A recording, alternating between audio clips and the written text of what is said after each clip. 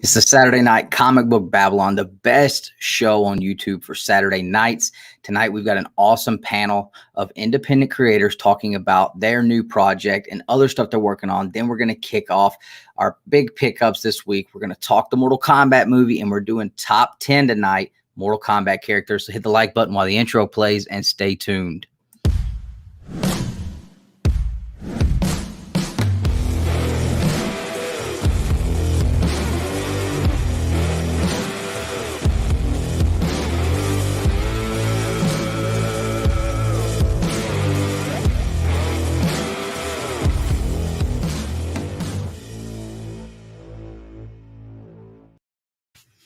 All right, guys, I hope everybody is got your snacks, your drink, settled in tight. If you see somebody not in the chat, share it out. Let them know that we are live. We got an awesome panel to kick off the show tonight. And I'm not alone. I do have a partner here in this thing. So let me bring him out.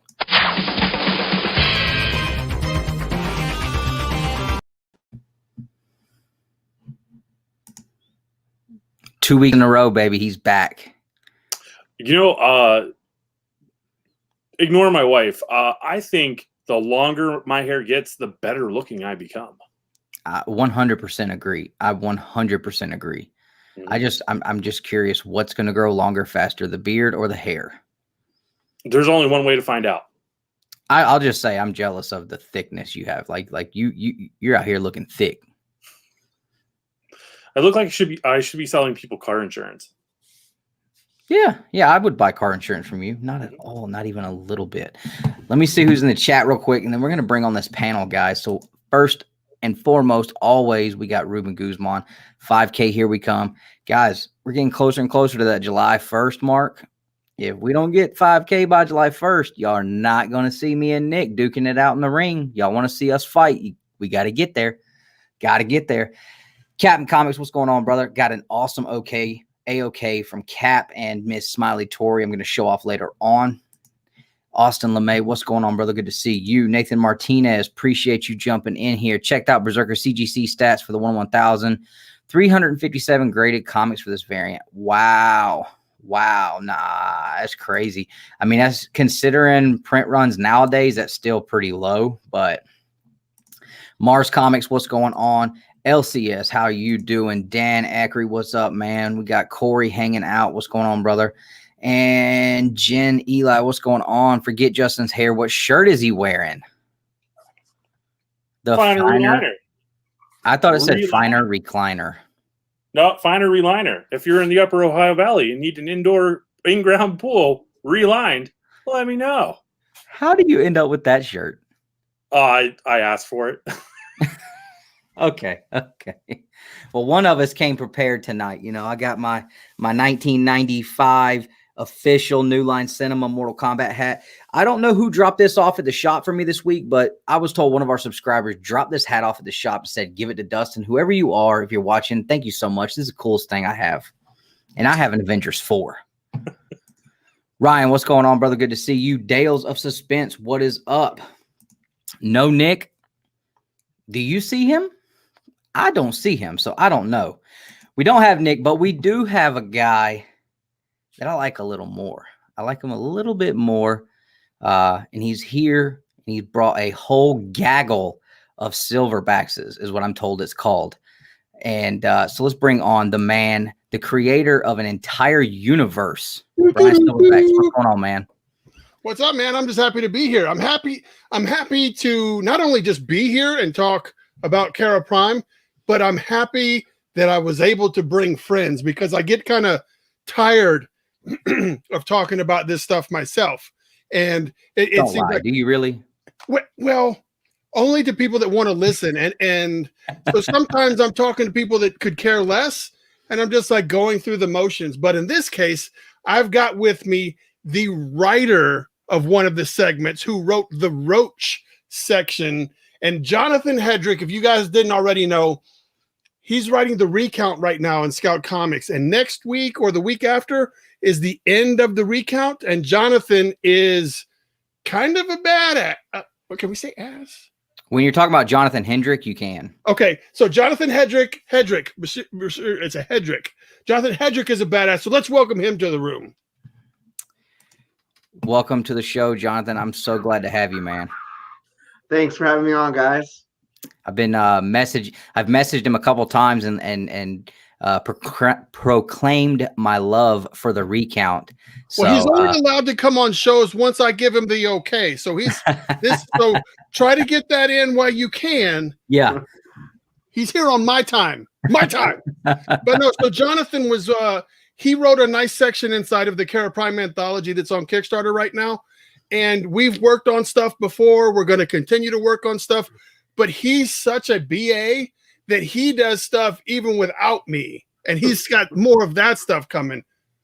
Awesome. Look forward to it. Another outstanding writer that we have on tap for this project is going to be the guy who wrote Savage Bastards for Mad Cave. And I know you guys are big Mad Cave heads here. Yeah, we love Mad Savage Cavemen Bastards too. You guys are big Mad Cavemen. And David Galliano was kind enough to take part in the Kerra Prime project that we got going on. And he wrote a story about Apex and his video game skills. So let's bring David in. David, what's going on, man? Welcome back once again. Good to have you. I think you're muted, brother. Muted. He's muted. You look at me acting like a noob. I'm sorry. So you guys have seen us have David on before. It's good to have him back on. Yeah, it's good to be back, man. I'm glad I was able to be part of this this project. Kerra Prime is definitely a new and interesting take on the whole like superhero genre. And I got to my 90s feel, so that was awesome.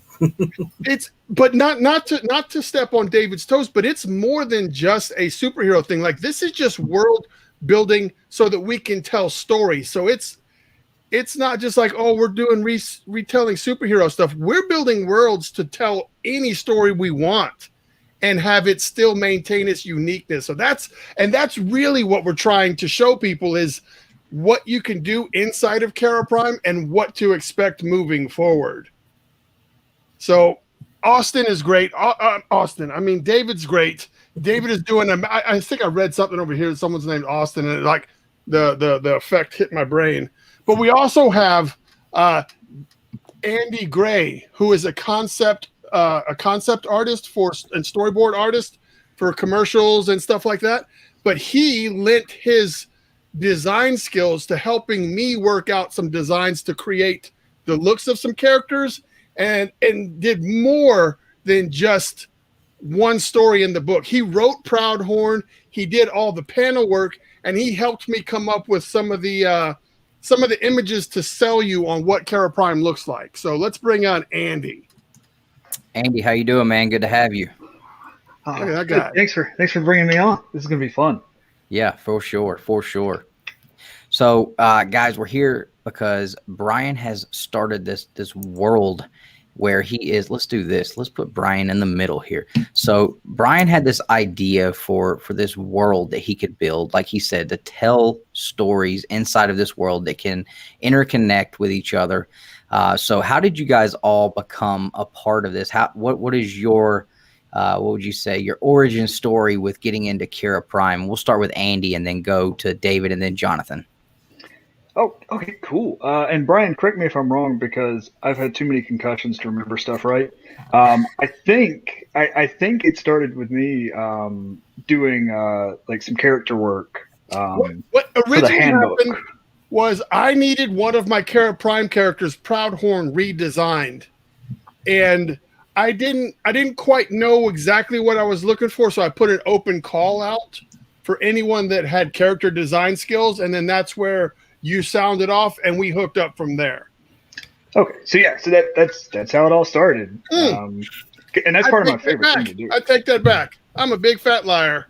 I needed you for the handbook because I needed somebody who could do buildings. Oh, that's right. That's right. I needed a futuristic skyscraper type Tony Stark building for the original handbook that we did last year.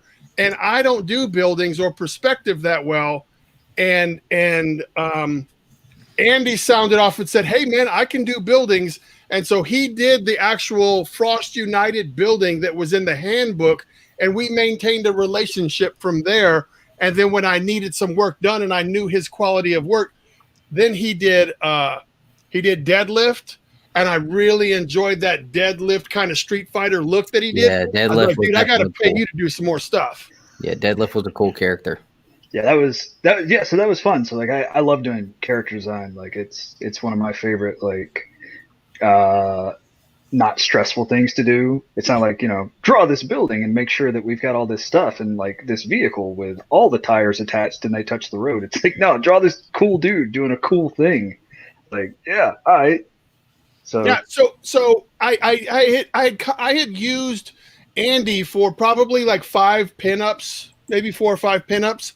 And then when I decided I wanted to do this project, I was like, well, let's see if he's even interested. That way I can like let him have a chance to not only draw a story in this book, but maybe flex his writing skills a little bit, because I know that he was toying with the idea. And when I did it, he was like, yo, I want to do Proudhorn because that's the guy I really dig the most when I did the art for him. Awesome. He's kind of got to handpick the character he's going to take care of in the world. Yeah, well, see, that's the thing. Nobody's really assigned a character. I had a list. I had a list of, let's say, 25 characters, and we only had like 19 artists. So I was like, no, people started to get them, and the list started getting smaller. But I did not assign anybody anything, so I could let them look at the backstories and feel kind of what character they could identify a story or find a story in there to tell. Okay. Yeah. And that's how David ended up picking a video gamer. Like, you could tell by his headset, the dude plays video games. Yeah, so David said, man, this guy is a young guy who plays video games and he's got an attitude, let's write Apex. So David, take it from there. So I was a fan of Brian's actually, and kind of nervous to like reach out to him. So I did after I heard that John was talking to him. John and I are friends. I was like, well, if John can talk to Brian, maybe I can talk to Brian. So I reached out to Brian to tell him, I like his work and stuff like that, and we kind of became friends from there. And when he had this idea to do Kerra Prime, and he said you could pick basically whatever character you want, I was like, I'm in. Like, let me try this. So, I haven't been offered anything where I got to do anything that was anywhere near like a superhero character. So, and the fact that I got to play with this whole like Bad Rock kind of feel from the 90s, like from Youngblood, Bad Rock, I was like, oh, I love this idea. And I hooked up with a local artist that we have around here locally where I live in Brevard, Florida. And shout out to Jason Irizarry. Yep. Yeah, Jason did. I thought who's Jason also really former military. Mm-hmm. We have a lot of former military on this project. That's awesome. I like that. All right, sorry, David. That's okay. But no, so David, David concluded his run on Savage Bastards and was letting me know, like, dude, I've got my own stuff we're working on. And I was like, cool, I've got my own stuff I'm working on. So let's see if we can't do this. And then maybe when it comes time for your stuff, like, we can all symbiotic relationship. You help me, let's do this. And then, when it's your turn to get some stuff done. And it all stems probably from the relationship that I have with Jonathan. And Jonathan has been working on the recount. So a long time ago, I started doing covers at Scout, right? I started doing covers and I did the loggerhead at Scout. And while that was happening, Jonathan was working on his book, The Recount, getting ready to come out. And I had put it out in like the secret meeting that, hey, if any Scout people need some cover stuff done, holler at me. And Jonathan was intimidated to holler at me, but I saw some of the images that he was posting of the recount. I was like, dude, I'd really love to get on the cover. And he was like, I was waiting for you to ask. I was like, so that's how. And then so once Jonathan and I bonded over the conversation of talking about what we're going to try to do, he had an idea to do 4 variant covers that were based on older movie posters. And I was like, that's my jam. And so that's really how that relationship started. And then we turned that into, hey, well, I'm doing some stuff inside of Kerra Prime. So can I, where's my spot at the table? And that's how he landed. And he picked, who'd you pick, Jonathan?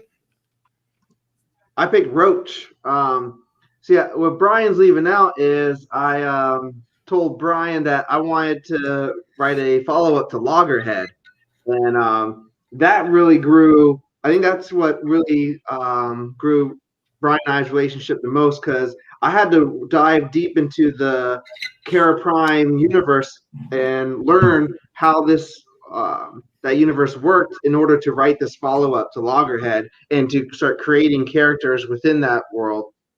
So that led us to Arctica, which is going to be coming out soon. She's going to have her own one shot after all this Tales from Kerra Prime stuff gets settled. But I picked Roach instead of doing another 5 pages of Arctica, because I had already touched on one character in Kerra Prime, and I wanted to do one that was already established.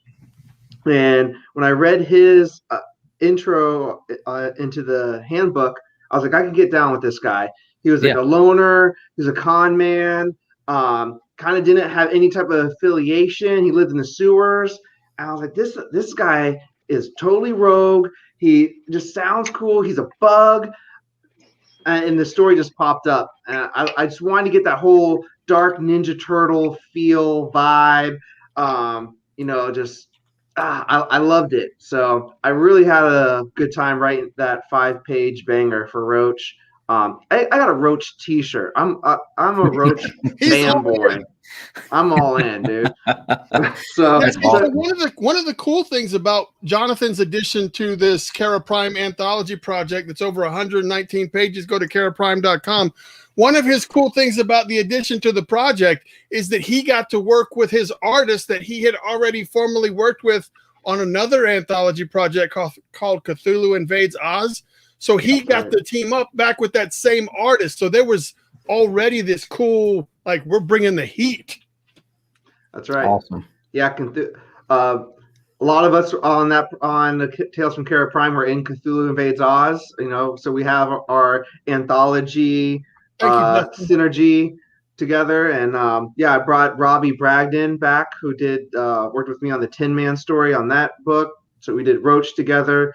I think everyone's gonna dig it. So awesome. Dude, there's not enough room in your Zoom or StreamYard stream. There's not enough room for the amount of badassery that was kind enough to take the time out of their day to be a part of this project, because I don't know if you know this, but I didn't win any kind of lottery or anything, right? So nobody's cashing those big, like, Jim McMahon checks or the Ed McMahon checks on this project. So it's really humbling to see the amount of talented folks that wanted to take part in this. And I'm hoping that you guys are very happy with what we've got, because I'm super proud of it. And I think everybody that's a part of this is very proud of it, man. Absolutely. I mean, this is definitely something different, something you don't see all the time. Or I mean, is this the first time something like this has been done? I couldn't believe that it is. I don't have the time to research and be like, am I the first? I'm the first one. I don't give it. Like, that's not what I'm about. Yeah. I'm the first to do Kerra Prime. I'll tell you that. And that's pretty much all that counts. I'm probably the first guy to assemble all these people that have taken part in this project. So that's what counts to me. Yeah. And we've got 7 days left in the campaign. We've already met our goal. But like I said, our real goal is to get as many eyeballs on what we're putting together, because we'd all like to continue to build something. So one thing that I haven't got a chance to talk with about Kerra Prime is that once we're done with this isn't just like take your ball and go home and get your money and collect all your toys. We're trying to build something so that when David comes up with another character that's kind of like, I'm not sure how to play this, he can come play with Kerra Prime people and test that character out before he branches off and goes and does his own thing.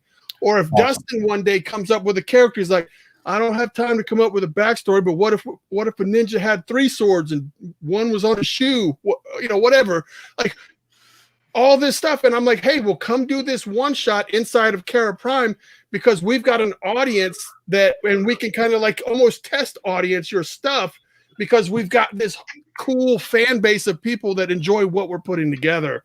So that's kind of what we're trying to put together with Kerra Prime.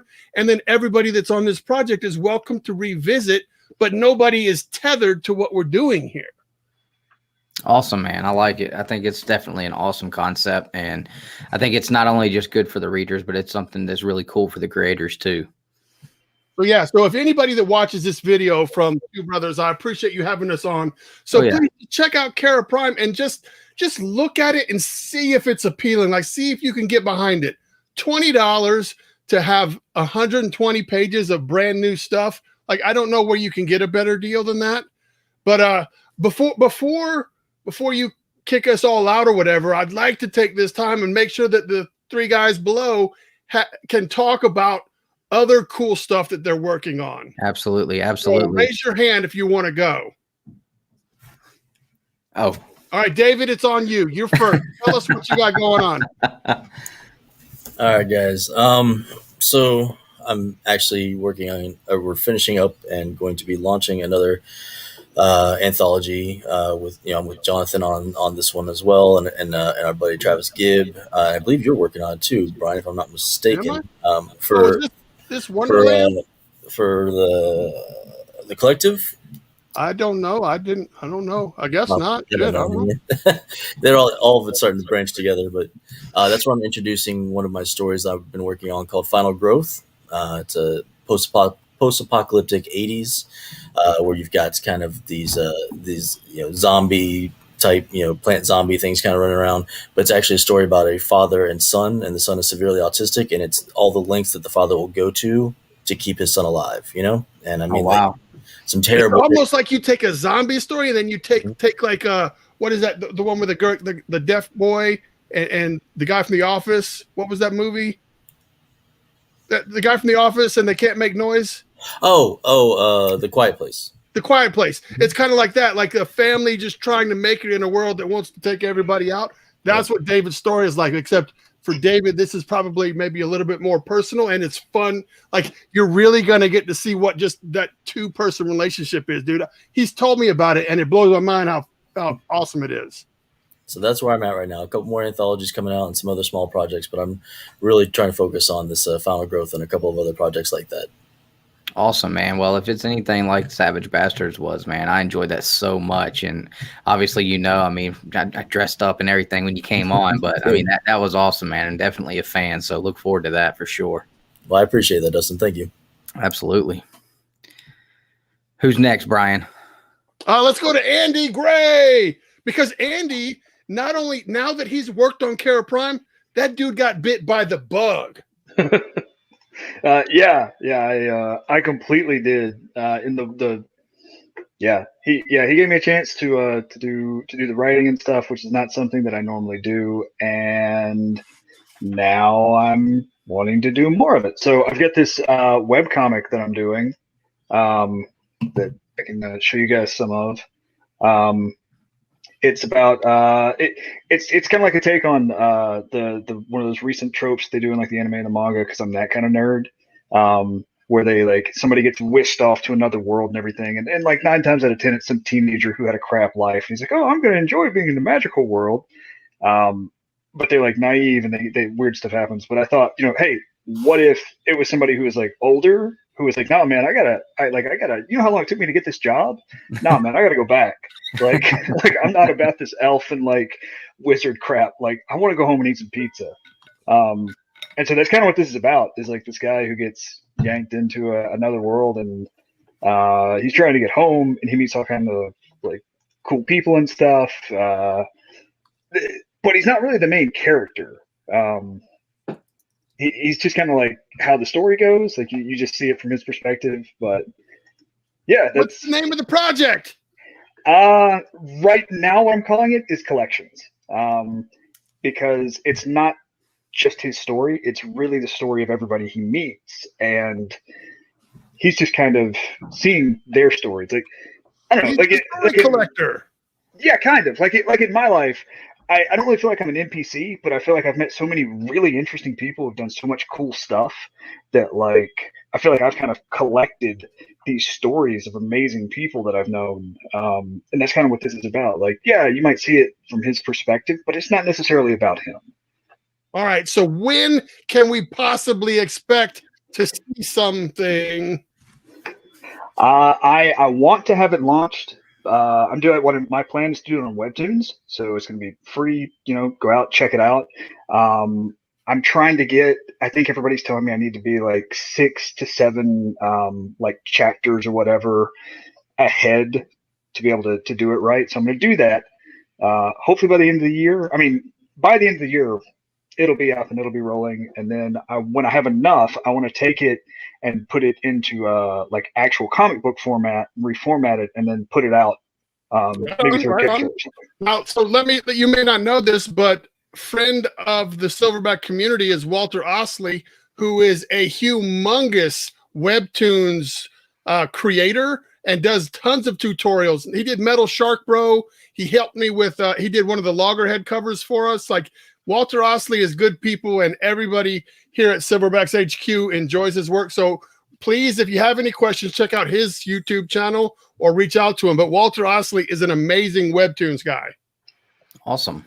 So Jonathan here, not only is he wrapping up the recount with the issue 4 coming out really soon, but he's also the creator of a handy capable type comic book called Capable, and he's got something new coming out that he didn't tell me about till he already did it.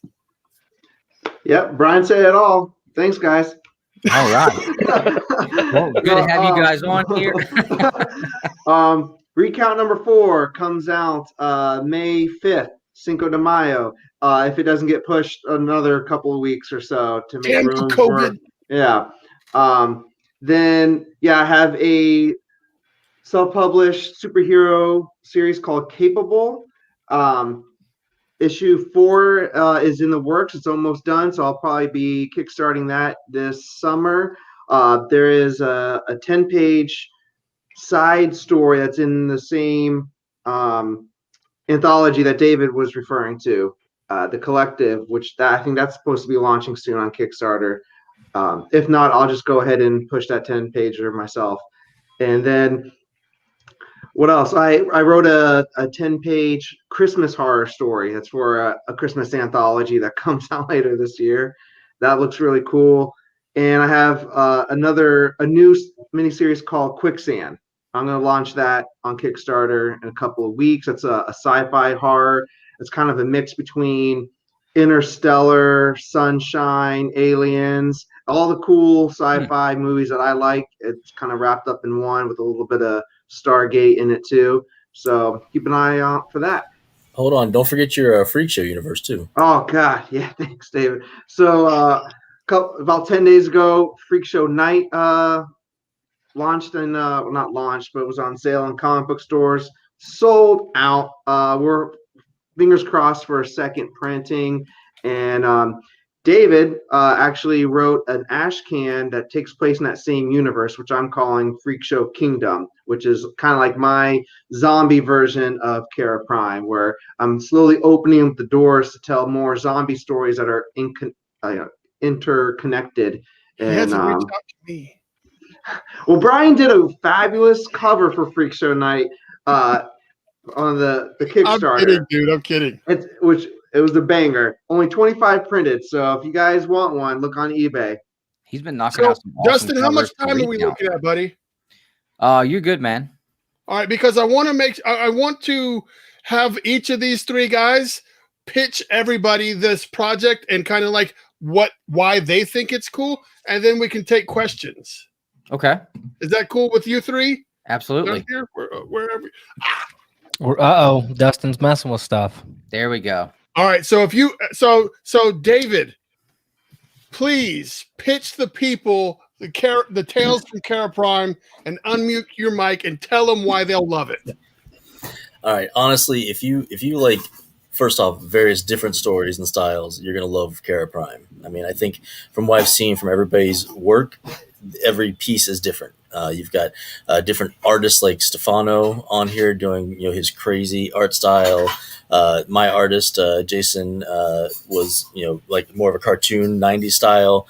Jonathan's more like action style. So like just the art styles are different, but the stories themselves are very different. So it's a great introduction to something that I think is going to become a bigger story later on. Like my part, Apex actually takes place like leading right into the first issue of Apex when that comes out. So that was supposed to be a surprise. Oh, I mean that's not at all what happens. That'll just be an Easter egg. Don't remember what I just said. Just drink a lot tonight while you guys are watching this and forget what I said. Don't worry, you guys aren't for the kind words. Andy, what do you think about the project? It's so cool. I mean, David really summed it up, but like I think there's going to be something in here for everybody. Like depending, like no matter what your thing is, like if you like ultra violent stuff, you're going to get some of it. If you like out there crazy wild sci-fi stuff, you're going to get some of that. If you like there's if you like zombie luchadors, if you like those two words, especially in putting them to, if that gets you, then you're going to love it, and you're going to love the art that comes with that. I've gotten to see like pieces of all this, and I'm personally excited to get the book in my hand so I can see what everybody did, because I've seen like more cartoonish styles. I've seen more like animated styles. I've seen like the straight up like 90s Jim Lee style in here. I have seen like amazing watercolor work. Like what I don't know why it's there. I don't know how that came to be, but it works so well, and I'm thrilled to see that, and I hope everybody else is too. And like, I mean, he let me write a bad guy. Like in this book of superheroes, he was like, "Oh yeah, this dude, he's not good. He's not a good. He is not a good man." And I was like, "Oh, okay, yeah, I can do that. Yeah, I'm gonna write the bad guy." Awesome. So, all right, Jonathan, close us out with your pitch. Everyone should back this Kickstarter because it is truly professionally done.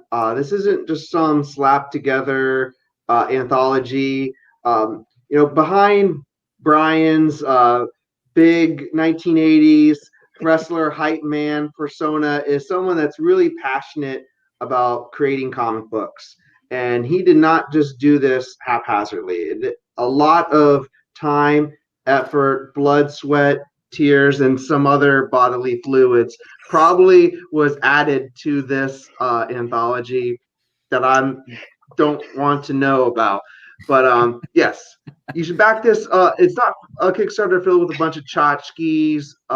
You're getting what you're asking for, and he's putting a little bit more professionalism along the way to it. So please back it. Thank you, Jonathan. And just so we'll get into the questions if you got any, but thank you, Andy, for being a part of this and coming on. David, thank you for being a part of this and coming on, and Jonathan, to you as well. And thank you to Dustin, Justin, and Nick for having us all on to talk about what we're trying to make happen. So real quick before you go, if you guys have any questions, drop those in the chat for us right now. Yep. And so real quick, so I don't know if Dustin's done this. I've been, hopefully you guys were told, trying to get something about you trying to rub one out. I don't know what he's talking about, but that Brian didn't want to do this. No, that's fine. I didn't want to do it. I didn't want to just do that like right off the rip, because I didn't want that to be like that's fine. I didn't want to lose time to scrolling down. No. And okay, that's fine. That's my fault. I was just going to show this off, and then I was going to because we always do a giveaway too. So that's fine. Dustin knows where I'm going. I'm trying to give you my bunny, Brian. Yeah, we always do a giveaway with whatever you come on talking about. So I already had it pulled up on my end, ready to share. But you can go ahead, Nick. You do well at this. Down it, because you do get to see some of the artwork that is on display. But with each story only being 5 pages, it's tough for me to give away a lot, because you could put it together. It's a 5-page story, so we can't show you a ton of stuff. All right. No worries. So here it is. While maybe some questions rolling in.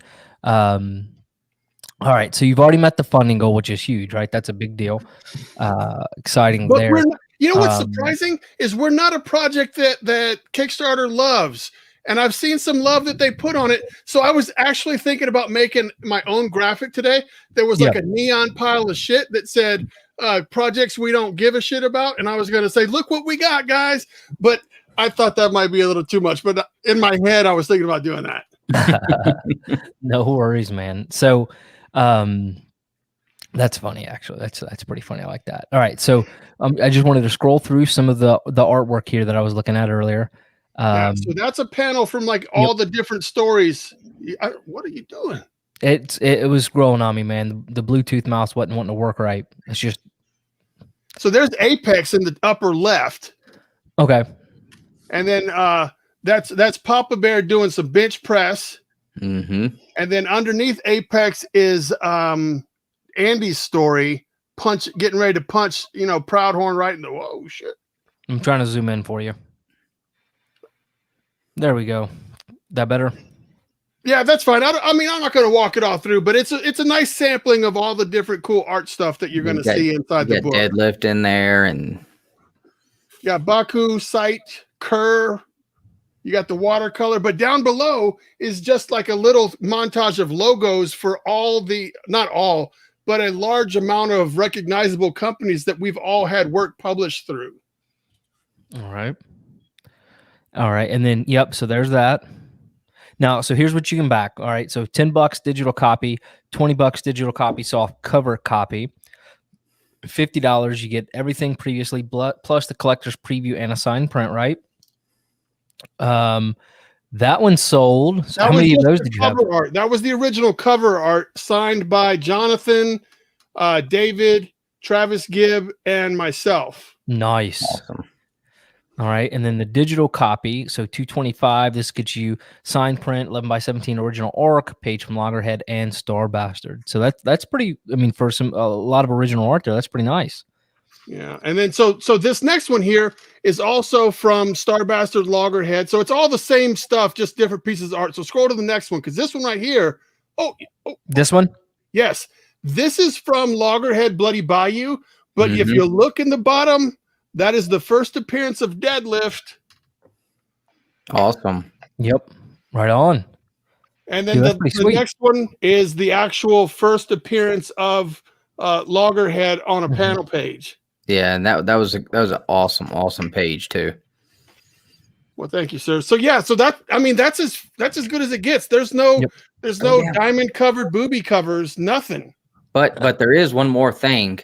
Keep going. I'm going. I know exactly what you were going to talk about. We got to see these Bash 'em buddies, man. Oh, I got them.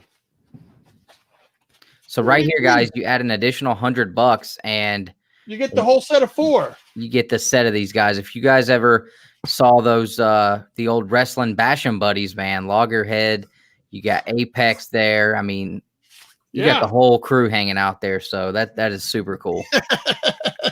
Yeah, I'm an old guy, and old stuff makes me happy. So I remember not being able to get those as a kid, and I was like, you know what? Let's try that out and see how it goes. I had the Diamond Dallas Page one. That was the only one I got, but. Travis Gibb here has written in a question, says, what's your favorite story in the anthology? He's trying to poke us because he has a story inside the anthology. And he wants us to say, oh, Travis, it was your story that's the best inside the anthology. Travis, it's your story that was best inside the anthology. And thank you for PayPal me $100. That's funny. All right, guys. So, Dustin, what do you think about this? Why don't we give away one of these? What do you think? Yep. All right. So what are you thinking, Dustin? Tag us in something on Instagram, Twitter, Facebook, whatever, promoting Kerra Prime? Brian, where do you have most of, where do you find to be the most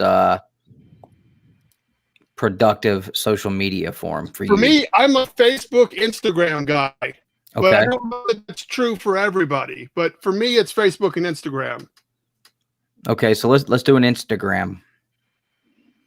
So guys, here's how you're gonna win this $50 Kickstarter backing the digital copy, the soft cover, the collector preview, and a signed print for Tales of Kerra Prime. All you got to do listen to me now. On your Instagram, we need you to make a post, tag me, tag Brian, and put the link for the Tales of Kerra Prime Kickstarter in there and just share that out. And next Saturday night, we will do a drawing for this. Does that sound good? I love it, man, especially because the whole campaign ends Sunday night at 5 p.m. East Coast time next week. Cool. So that gives you guys a week to get that in there and get that shared out. Make sure you tag us, tag Brian. Make sure you're following us and Brian too. And follow these other guys. That helped me. Follow these other guys because they're on Instagram as well. And make sure for this prize here for the drawing. If we don't see the tag, then should we do a hashtag, Nick, so it's easier to track? Hashtag, well, no, because we got a hashtag Kerra Prime, but you know what? I like hashtag I am Kerra Prime, but I don't use it. Whatever hashtag you think, Brian, because that would actually be easier than tagging us.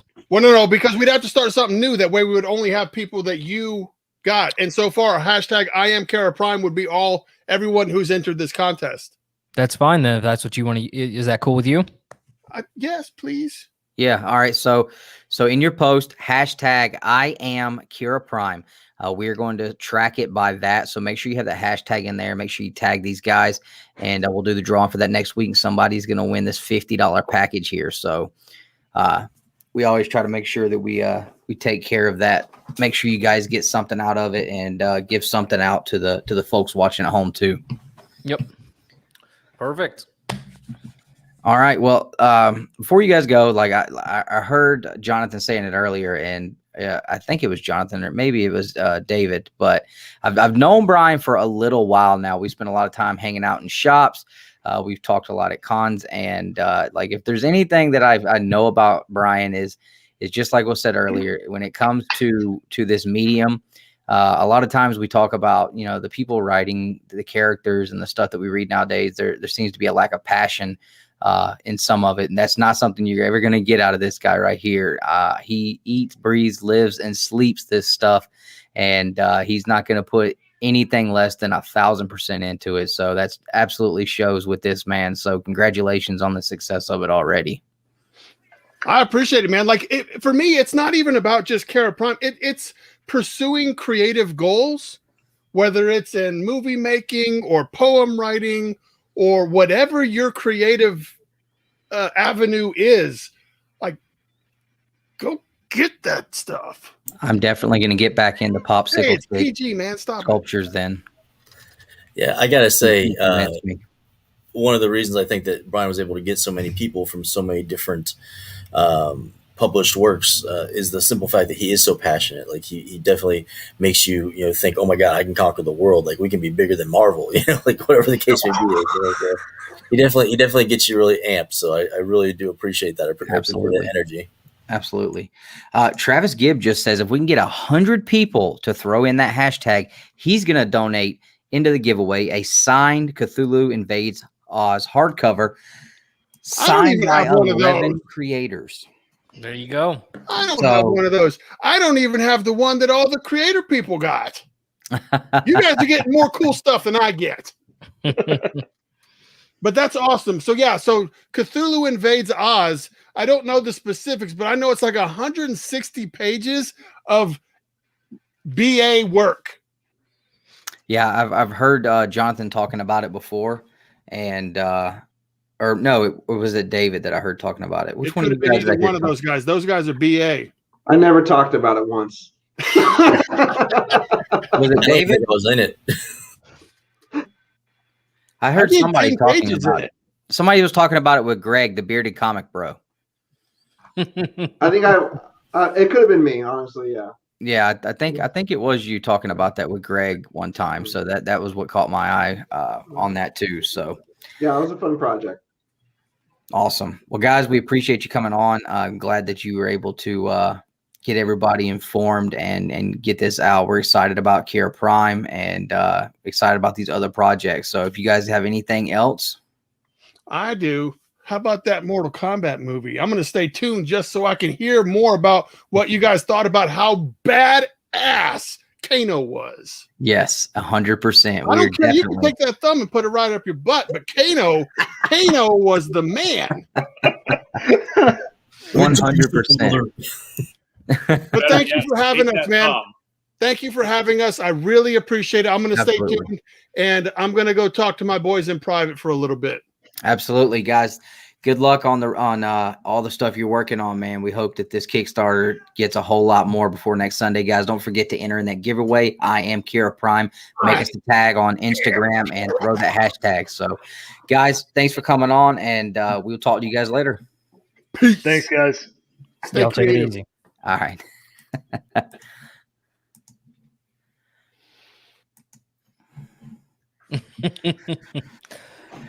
All right. Perfect. Sounds good. Thank you, Travis. Justin, look at you. 2 weeks in a row, man. 2 weeks. I love it. I love it so much. I mean, truth be told, I'm only here tonight because I got a big book that I want to show off. That's the only reason why. Well, we're not showing hauls this week. You didn't get the memo? All right, I'll see you guys next week. I'm just gonna go. All right, let's man, I'm all thrown off, man. So I apologize for if you would show up to work on time. I tell you what, the second time I dropped out, Sky was just now getting like down and asleep. So I built this brand new bed, went to go put it through the bedroom. It wouldn't fit. So I had to cut this brand new bed I had just put together, wood glue and all. I mean, this thing was solid. Had to cut it to get through the door. But anyways, guys, let's kick it off right. Let's do the comic book Babble-on. Absolutely, Travis. Thanks, man.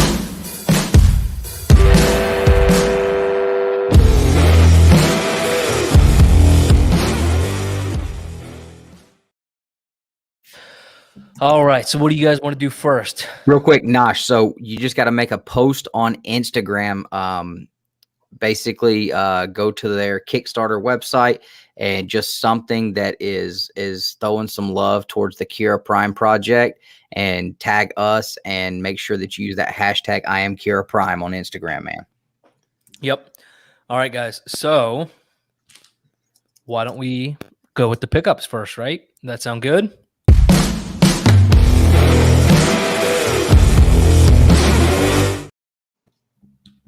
All right. I think we should allow Justin to go last. I guess. I mean, all I'm saying is he got some books from a creepy online adult store. So he might need to show those off too. So I'll go real quick. Man, everything out here is covered in sawdust. It is ridiculous. I even was outside and it's still covered in sawdust.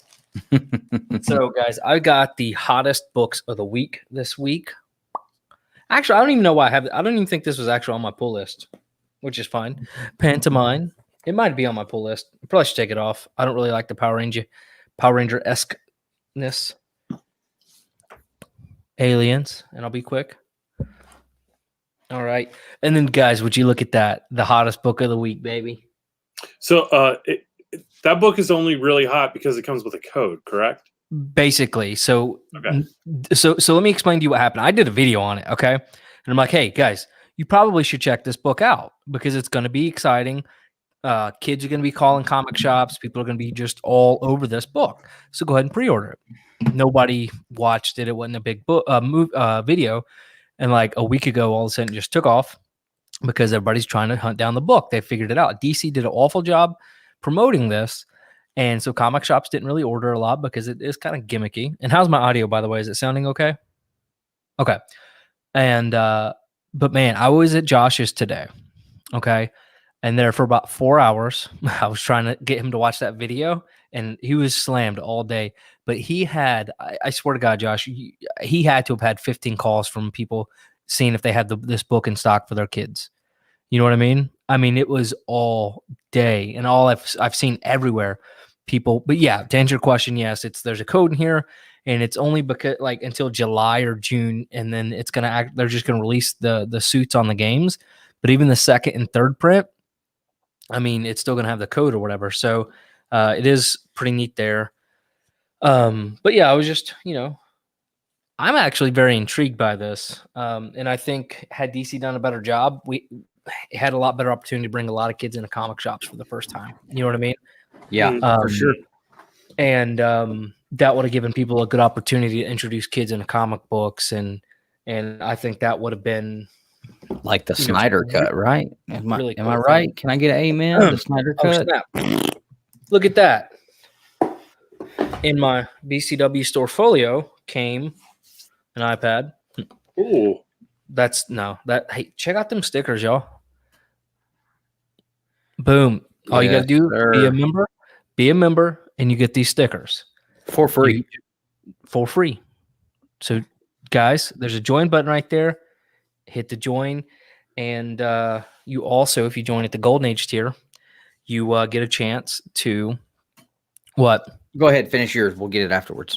Oh, you get a chance to win the Bro Box. So Josh forced me to take these today for free, but I love him. So he knows he knows because I buy it from him. Picking up some of these old school Flash comics. I love these things, man. These covers. I love Josh even if he doesn't give me free stuff. Well, I love him anyways. You didn't say that. But that one's a really cool cover. I do love this one. Oh, This is yeah. actually the first time I'm sitting down looking through all of them. Watch, there's probably a Flash 110 in here. So pretty cool, man. I was glad to have these. I got that Flash 1 and 39 at grading. Update on my CBCS stuff. They've all been received and are in the grading room. Awesome. Ooh, that's a beautiful cover. I've got stuff been in the grading room at CGC for 3 weeks, 4 weeks now. This is CBCS. I know. I was the just top going tier up. company. Yeah, for sure. I just got fast tracks back yesterday that have been there for 3.5 months. Look at that. Would you look at that? So that was hold on. Did you? Ooh, that was a sick motorcycle cover. Or is it a bicycle? It's a Nope. motorcycle. It's a motorcycle. And it's Captain Cold. So really awesome. So thank you, Josh, so much. I do appreciate you there. And then, so again, Comics Proline, one of our new sponsors here at the channel. So check them folks out, man. If you want some good bags and boards, some solid bags and boards, check them out. They sent over some stuff. So here's Comics Proline backer boards. I hope you bring me some. Current size. See you again. But guys, so we're about to kick off our 10K giveaway. I know I've been saying it, but every time we get ready to announce it, somebody else buys in and they're like, hey, we'd love to help. So they send over some samples of their bags and boards, which is great. But check this out. Check this out. My friend John Boy Myers. Thank you so All right, much. so this is Love. from- That is so awesome, man. Thank you. That is awesome. So he sent over this note. And he's like, hey, if you want to interview John Boy Myers, which we've talked to him before, we've interviewed him. If you don't know who that is, he's an amazing artist. But sent over a copy of Batman Adventures 12 for a part of the giveaway. Awesome. So, but that's not all. Because Tony at Comics Proline, folks are amazing, also sent over this, which is a Tony Daniel. Tony slab. Danza. Check this out. Did you say Tony Danza? What'd The you say? boss? You say the boss, Tony Danza? Who's the boss? No. So check this out.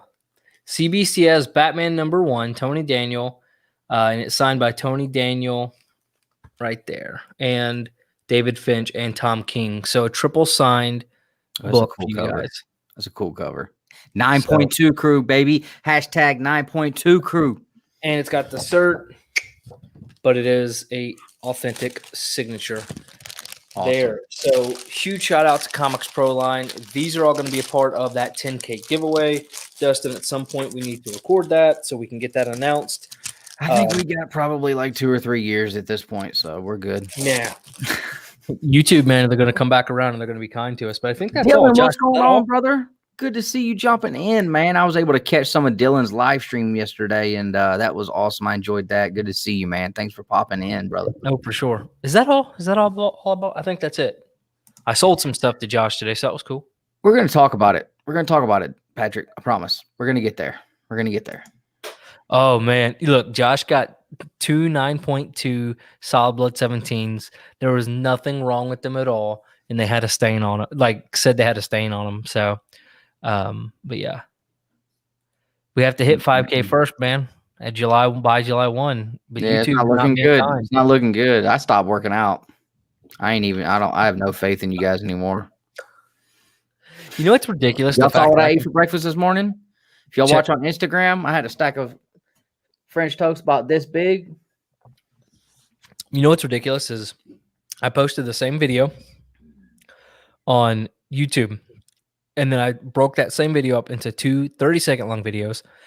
One of them hit like 2,000 views within an hour. Yeah, and the another one like is still sitting at like 30 views. By the way, did you see that I got another short ready in there? It's been in there for like 2 weeks. It's been in there for a week, but I've been focusing on like you I was saw. just making sure you saw it. I wasn't Yeah. crap. I was just making sure you saw it. I meant to text you, but I forgot. So we're just gonna air out that. I finally I haven't done a short all week. I've been working on. Oh, Josh no, I just wanted to make sure you saw it. I just didn't know if it was showing up on your end because sometimes that happens. But okay, cool. All right, my turn. But before I do that, let's talk about that weekly giveaway we do on the show here. Uh-oh. Where's the box, Nick? I've lost it. All right, guys. So you guys know how y'all know the deal by now. Every week we do a super chat giveaway. So $1.99 gets you one entry on the Wheel of Fortune. And at the end of the night, we will spin the wheel. Somebody's going to get a mystery box from us. And that's every $1.99 super chat gets you an entry. So, and we have not been doing too shabby on making those boxes pretty sweet. I really think we've been doing pretty sweet on those. I'll tell you guys what, while Dustin does his, I'm going to find the box and I'm going to find, oh, you know what? Maybe I should do. No, I'm going to find something hot to throw in it this week. Give me a second, but go ahead, Dustin. I got some cool stuff to throw in there too. Maybe I'll do this week's. You want to show it off? You got something? Yeah, I got a package in the mail this week. Uh-oh. All right, go ahead. All right. Here we go. Justin, it's okay to comment. I know it's been a while, but you can talk. I think he's just so excited to show what he's got, like he doesn't even want to speak until it's time. He's afraid that he's going to let it out early. Oh, and don't you have like a 4-hour-long unboxing video that I need to edit?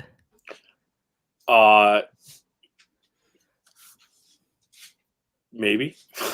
You don't remember? There's been a lot of that's happened since then. I did record. I think I recorded 2 videos. Randy, thanks, brother. Appreciate you, man. It's going to turn out to be like 2 10-minute things. I'm just messing with you. 5 entries for Randy. Guys, if you haven't checked out Legal Burning on Instagram, Facebook, all that stuff, go check this guy out. Go check him out. You will talk about amazing. Look, once I get my house and stuff straight, like, we get into the new house and like I'm flexible on spending again, I'm going to have this dude probably do like an ASM 50 homage like he's done before with the red. He's already done one, dude. Why would you? I know. He's not going to do another one. He only does one of ones. Okay. Oh, shoot. One of ones. Right. You know what? Maybe we'll get him to do a 2BC. He's starting on mine in June. Nobody even likes you. And I already talked to him about what we're going to do. It's going to be the best one. Kombat. Oh, yes. Guys, my wife said that my skin complexion is absolutely impeccable today. And I have to tell you, I'm feeling a little vain right now because she is right. Anyway, I got a cool AOK this week. So I have a few things to open up here. I did get my J Hood package in the mail. So we're going to see who I got there. But I did get a cool package in the mail from Captain Comics, my brother Steve, and Tori, the Slamazon, Smiley Tori, his wife. They sent me a package, and there was some books in there. So we got Mighty Morphin 33. We've got 41, the foil cover. Or no, this isn't 41. I forget what issue this is. This was one I did not have. I've never had this one, so that was cool. The variant for issue number 1. And the coloring book variant for Pink number 1. So that was really cool. And then the best one, the Power Rangers action figure variant for, I forget what issue this is, but this thing is very, very nice too. So that was super, super cool. They also threw in there the Tommy car. So that was super, super awesome too. The 2002, the Honda NSX Type R. So my kid claimed that one straight out the box. He said, "That's mine, Daddy." But what I was really excited about is they took care of me and they made sure I had the Rockin' Mankind Funko 2 set. If you guys know the hunt, what I do, I portray this character right here. And so that was really, really awesome. By the way, speaking of the hunt, yeah, I'm still the champion. Nobody can take it from me. And that's just all there is to that. So I also got these. These came in the mail this week. I had no books on the pull list this week. Told y'all I've been dialing back the pull list a lot. And are you good? Okay. All right. So I've been dialing back the pull list a lot. So I didn't have anything. Well, I had the Walking Dead Deluxe come out this week that I got, and that was it. But this was a package we got from the 616 Comics. You know, they fuel us with stuff to throw in the bro boxes, the super chat giveaways. So it's really, really been awesome to have these guys helping us out with that. But I got that Department of Truth Slim Shady LP variant, and I got both covers. So sorry, guys. These won't go in the giveaway box. I got to hold on to these. These are mine. I got to keep these. We did get the Berserker #1 616 Comics exclusive, and we got the other one, which was super cool with the bullet holes going through him for issue #1. We got the Joker issue #1. We got 2 of those. Those will be going in the 3 in the giveaways. We got 2 of these here, awesome Joker and Punchline covers. Those will be going in the giveaway boxes. We got these here. So awesome. We got 3 different sets for the Joker #1. We've got the Spider-Man's Shadow, which came out last week, I believe, issue #1. And awesome cover here. What if? Who knows? We got the Batman Detective issue #1. So 2 of those. This is, I forget which book this is, actually. Is this crossover, maybe? I think this might be crossover. I don't know. But I couldn't tell you. Yeah, I'm not sure. If it's crossover, that's the only reason why I'm thinking it is, because it's the only thing I don't recognize, and I haven't been keeping up with crossover, so I have no idea. But I think that's what that is. So those are going to go in there. Couple cool Virgin prints. And then we got the Nonstop Spider-Man issue #1. And we've got that one, which is also really cool. Couple of really cool variants for 616. And we got 2 more. Oh my gosh, this stack is so big. They're starting to slide on me. Hold on. All right.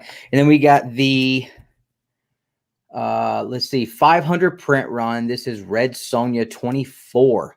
So we got that one. And we got a Vampirella 1 of 500, Vampirella 18. So all of those, minus those Department of Truth, because dang, those things were sweet. As soon as he showed me those way back before it was even like for sure that they were getting those covers, he showed me those, and I was like, man, I gotta have those. So those will all be going in the giveaway box for the Bro Box giveaway. It'll be part of some of the super chat giveaways that we do. So some of these may end up in the super chat giveaway box from tonight. Now I'm going to open up the J Hood Christmas present giveaway. So what this is, J Hood, he's another creator here on YouTube. You can find him on Instagram too. I don't know if somebody can drop his link, but he basically took a bunch of the community members and made these trading card style tattoos of several different creators, and he's got different packs. Everybody got different packs and different cards. So I'm interested to see who I got. But this was just something really cool, something different. I was excited whenever I started seeing them come out to see who I would get. I did see somebody got a, I think it was Mark Spector Comics. He got a Nick. That card's probably not ever going to be worth very much, but he did get a Nick. All right, so here we go. Oh, I got mine and Nick's packs here. So when Nick gets back, I'll open up his pack.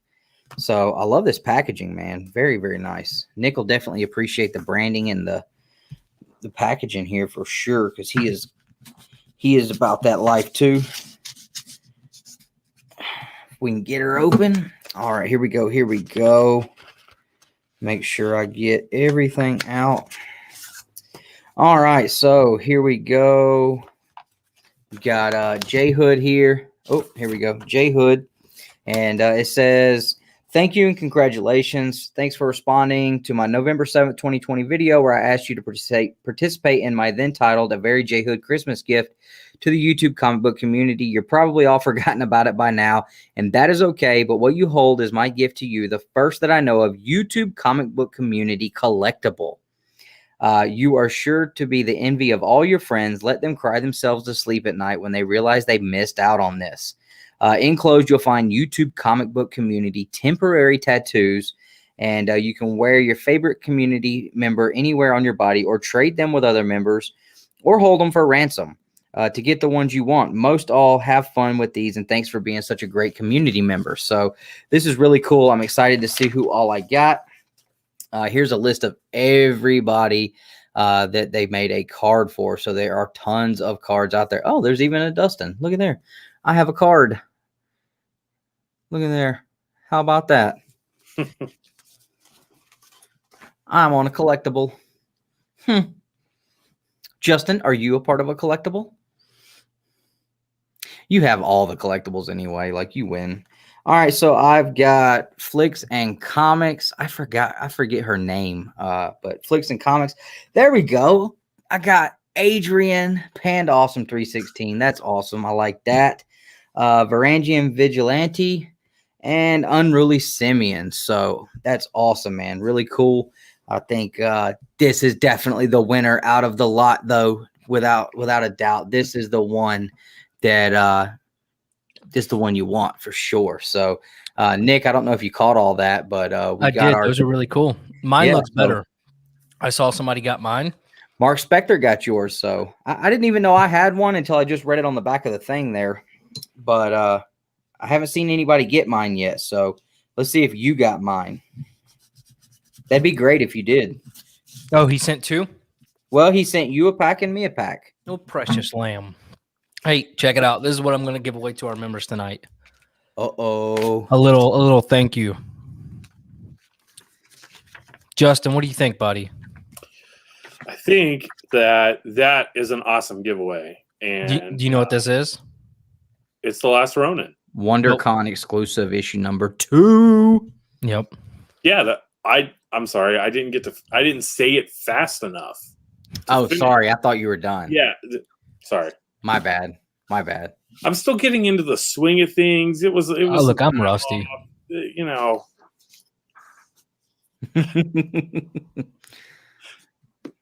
So yeah, Birch got his own variant. Does that mean it's a collectible? I mean, you're getting yours like yellow labeled and everything, man. That's cool. I mean, Panda's getting one. I don't get one. I mean, I didn't even get a signature on my book. But anyway, let's go to what Nick. Justin, what are you doing with this chat, man? You not watching it? No, I'm Dang, showing up here. we're gonna have to get somebody else in here to help. Then We've got 14 different moderators in the chat. Somebody was coming in here, man. Like, talking about us. I think it was just one of those spam things, but I don't care. But I had to block it. Well, if they want some, catch me outside. How about that? All right, Nick. So let's see who you got. You got Sean. All right. You got Biggie. I'll trade you, Justin. You got Coach Vic, J Hood's boy that's on there with him all the There we time. go. Coach Vic is cool, man. And you got Smiley Whale. I'm not sure who Smiley Whale is, but That's White Whale Comics. okay. So if I had to pick, I would say we definitely like we made out good, man. We got Big Sean, strongest dude on YouTube in the community, and we got Panda Awesome, one of the coolest dudes in YouTube. That's right. So that was cool, man. That was definitely pretty cool. So CJ, man, I appreciate that, brother. You the man. CJ said, "Who wants some?" Yep. So, and again, I want to be clear. This is Dustin's doing the super chat box tonight. This is going to be for the members. So if you want a chance to win this, just join the channel. But I pulled it out to make sure it was clean. I don't want to send anybody a ragged copy. No, I wanted a beard. But that is nice. So, and that's going to be to any tier. I'll go ahead and open this one up to any tier. All right, Empire, take it easy, man. Thanks for hanging out. Yep. Got it. Okay, so I know they said there was like some variants and stuff too. So okay. I wonder if he got my Rhino variant. Dude, in all seriousness, I was this close because you say I got the green shirt on again to setting it up. I saw you. I saw you with the green screen effect on your shirt. I didn't. That was from last time. You see, I don't have the green screen behind me. I was going to mid Brian talking, like do like a bumper, and then just have me ripping through the Rhino again, and then just sitting like. But I didn't realize there was going to be that many people on.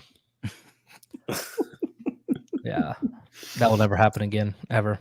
Well, that was my pickups for the week. Very, very light week for me. Like I said, you just said you got some stuff back from CGC. Did you already show it? Why would I show that here and let these people see it for free, and then they don't have to watch the video that I recorded? That doesn't sound fair at all. Plus, they're already tucked away in the BCW graded book storage bin. But I will say, guys, it was a CGC unboxing, so. Oh God, did we get a freak out? No, but there was some unpleasantness about it because, it wasn't just me. We had Comics and Death Metal. He came on because I had some of his books as well. So there was some great books. There was some, what the is going on with these? Y'all are lying scumbags, and the truth ain't in you. There's some of those in there too, but that's to be expected. That's to be expected at this point. So, still waiting on my Turtles books. I've been told that they were graded and being shipped out. Then the next week I was being told that they're scheduled for grading.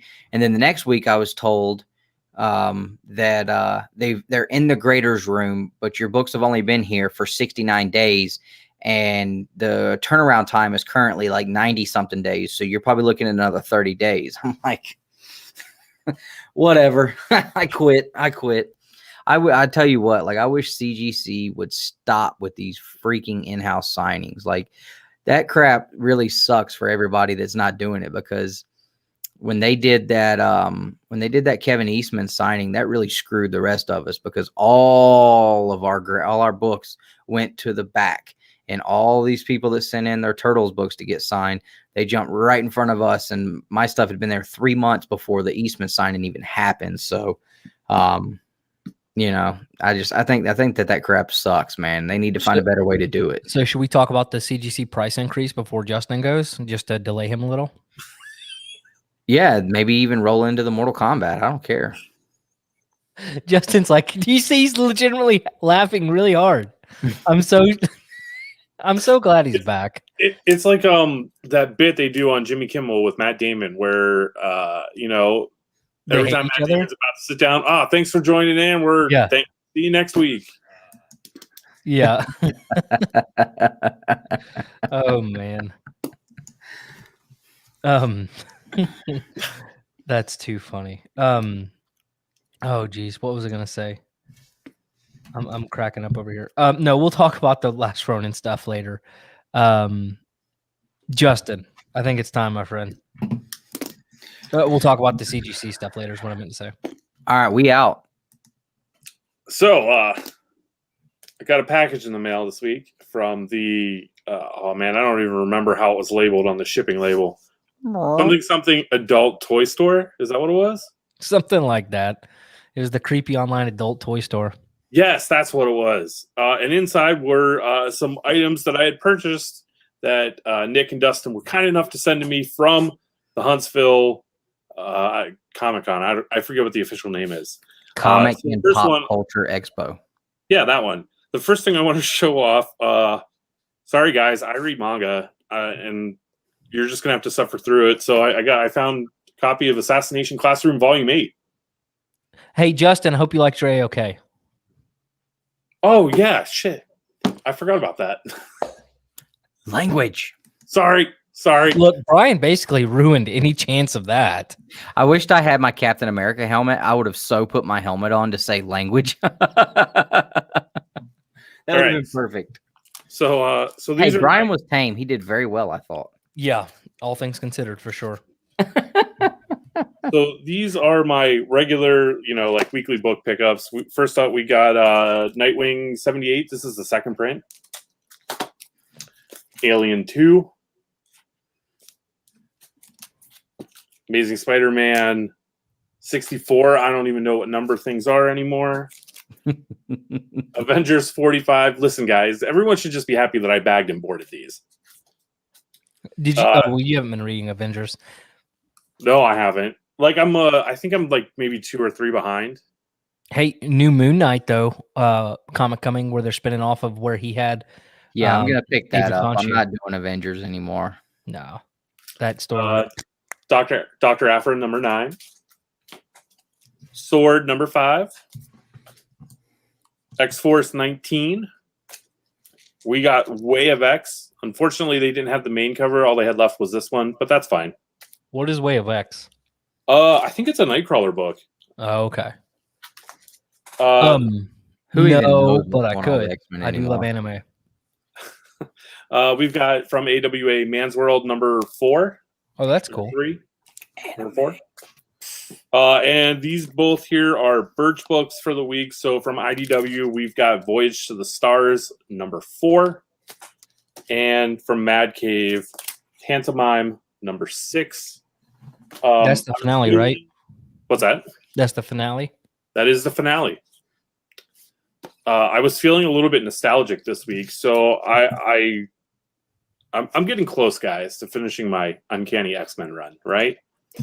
And so I'm thinking about what I want to do next, and I definitely decided that I'm going to try to find this specific comic in a high grade because it's the first comic I ever bought, and that would be X-Men Adventures number 1. Oh, that's cool. I think I have that, man. I'll check. Okay, but I think I have that. So this is far from a high grade, so I won't be sending this one in to get graded. But I'm just, if I find this, I'm gonna buy it. It's just. I'll let you know how much I want for mine if I have it. What's that? I'll let you know how much I want for mine if I have it. Probably like 200 or 300 because you just said like they're hard to find and high grade. So I didn't say that. I just said I haven't. I've been lying to all of you. I've been thinking that I'm close to finishing out my X-Men run, but there are books that I forgot to cross off my list. This is one of them. We've got Giant Size X-Men number 3. Nice. I have Giant Size X-Men number 4 coming. I found one on eBay, so that's what it'll be here. Another one off the list. So these next 3 books are books that you guys picked up for me at the show in Huntsville. So first up, X-Men number 35, that great Spider-Man cover. Mm-hmm. And I got you the reprint from Sean, right? You did. That was number 87. That confused me so much. 83. That was number 83. Yeah, that confused me that was like a reprint. We've got X-Men 33 with that really great Juggernaut cover. Awesome cover. We've got X-Men 22. Really nice, bright, shiny cover. And so I got 2 more books in this week. They're both slabs. The first one is this. It's this really great. It's X-Men number 18. 6.5. Yeah. So I was happy to get this one. And finally, the big book. This is the big book. This is the second biggest book that I've ever gotten, that I've ever paid for. We'll phrase it that way. I don't want to say. Don't let this man lie to y'all. He ain't get nothing. It's all a ruse. All right. I bought this book, and I'm just waiting for him to mail it to me. So don't listen to anything he says. You just ruined every bit of steam and I wanted I wanted to just make him like, what is going on? Like you had me get like, I don't want to say it's a Grail book because I don't think it is. It might be to some people, but it's not to me. But it's one that I needed to finish my Uncanny X-Men run. And of course, we're talking about Uncanny X-Men number 4. Yes, sir. Nice. Second Magneto. Yep. Second Magneto, first Brotherhood of Evil Mutants, first Quicksilver, and unfortunately, it's the first Scarlet Witch. So thanks, WandaVision. Yeah, Yeah. that pile of crap. No, it was a great show. You shut your dirty mouth. Nah, it was garbage. Did Just, you even watch it? It was like a pinky hair better than the Snyder Cut, which was also a whole bathtub didn't even full of hot watch garbage it, water. But that is still an awesome book. It It is an awesome book. That I covers, agree. Look at the colors on that. Like It looks good. right. It looks really good. Yeah. So I'm definitely happy to have this in my collection. I should have one more big X-Men book coming next week. Fairly big. Nosh, what's going coming on, bro? next week. And after it gets here, I'll be down to 6. I will only need 6 more X-Men books. Awesome, Dang. man. So what are Getting the 6 close. left? The 6 left are 2, 3, 5, 12, 20, 39. Some big Awesome. books. That's awesome, Chris. Awesome, man. We're actually supposed to have all of those guys on here next week, including Al Snow, to talk about the Ballad of Al Snow comic books. So we're excited about that. I've been talking to those guys a little bit this week, so we're pretty close. I'm pretty sure we're going to be able to nail that down. So Is Justin going to be on for that one? he has to. I think I'm supposed to be. Yeah, Like- I mean, It's in the new contract we gave him, right? mhm, Supposed to be, yeah. yeah. The So one that I was strong-armed into signing. comic book fans, wrestling fans, like it's something for everybody in that one, man. It's gonna be cool to talk to Al Snow. Yeah, believe it or not, I've never met him. So this Really? next week will be the first time that I've actually talked to him. Okay. I'm looking forward to convention season because then he's supposed to be hanging out behind tables with us. right, so I wanted to show something real quick. Hold on, Nick. Okay. Was that reprint X-Men? It was just a regular X-Men, wasn't it? No, so X-Men stopped telling like new stories from issues 66 to 93. They were all just reprints, but they were still the continued X-Men number. And then Giant Size came out, and then 94 started the new stories with Chris Claremont. Yep. So it That's wasn't why that one changed book is titles to Amazing Stories then? It is not, but they did Okay. they did retell or reprint X-Men stories in Amazing Stories. Okay, yeah. All right, so I wanted to show something real quick, Dustin. That's why I had him like this. All right, I was just tired of looking at him. so what do you guys think? The last man on earth. But here's really what we want to see. Oh yeah. Oh man, if you guys could convince Liz to let me do that, I would do it for pictures. I tell you what. I'll do that when we hit 5,000. No, don't If- commit. I'm If not letting you commit to that. if we hit 5,000 by July 1st, in addition to that fight, I will cut my hair like that. We'll get a picture and then we'll finish the rest of. Wait, is he bald? Will you ref the fight like that? I'll ref the fight like that. I'm not going to shave my head though. It'll have to be buzzed. I think that's still going to be good enough. Oh man, He's so, going to yep, ref the fight like that. I will Yes. ref the fight like that. Their clear backer boards are amazing. Again, if you're watching, I haven't seen anybody say anything. If you are the one who dropped this off for me at the shop this week, thank you. This is some legit stuff from the movie, New Line Cinema and everything. All right, you guys can go on. I'm just going to stare at this. Right here. All right. So, did anybody read anything this week? I didn't get anything, so I haven't read anything. It's been a busy week for me. So, I honestly, haven't had a chance. I mean, I didn't get back home until after 2, and then I built that bed, and obviously didn't get on here until after that was all done. But honestly, man, there's not much I'm gonna read. I've read the Avenger stuff. I'm done with that.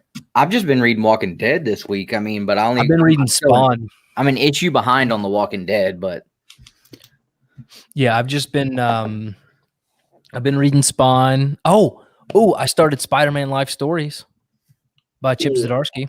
I'm not shaving my eyebrows. Oh my god, that's no deal then. I'm Just not one. shaving my eyebrows. Sorry, guys. Could you imagine your first after if you did that, and then you go get on a work call, Mark goes, "All right, Justin, let's jump on." I mean, Well, how do you I would say, hold on a second. I need to put my eyebrows on. you could draw them on? Now, Yeah. with somebody like Mark, you could be like, "Mark, I agreed to something very stupid, and it happened." And then you could tell him, he knows who we are, but that's too funny. I would definitely throughout the night, I would be erasing them and drawing them angry or excited or happy or Yeah, making your eyebrows have emotions. Yeah, I would definitely have one up like The Rock. That's awesome. All right. Well, we're about an hour and a half into this. We can talk about the CGC increase, which I did a video on. By the way, did y'all see that? I did. It was pretty funny, wasn't it? I enjoyed it. I mean, that minute took me 2 hours to do because it was just legitimately me on a green screen, and then I had to make an actual Zoom call look. Even to the title, I had to create that, but I thought that was pretty clever. I may do more of that. Agreed. All right. Well, so what do you want to talk about? The CGC increase from Mortal Kombat? I mean, it's up to you. I mean, the CGC things, I don't know. I feel like that's kind of, I mean, if anybody in the chat wants to hear us talk about it, I mean, but I feel like that's everybody's been talking about it all week. So, I mean, yeah, the horse is dead. So, all right. Well, do you want to talk about your love for the Mortal Kombat movie while I poop on it? You can if you want, but you're wrong. So, I mean, you have no clout to even have an opinion at this point. Nobody needs clout to be able to understand the aspects of a good movie. A good movie is definitely something that is an opinion.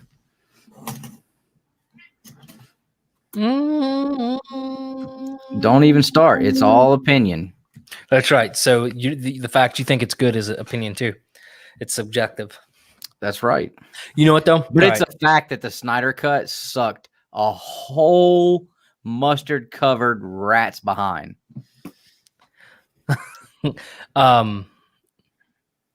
is it? CGC? Oh, he hasn't watched Mortal Kombat. Okay. Hey, take it easy, Nosh. All right, bro. Are we finally filing a class action? All right. So let me be real. I'll go first, and then you guys can go in your love fest. It was not the worst movie in the world.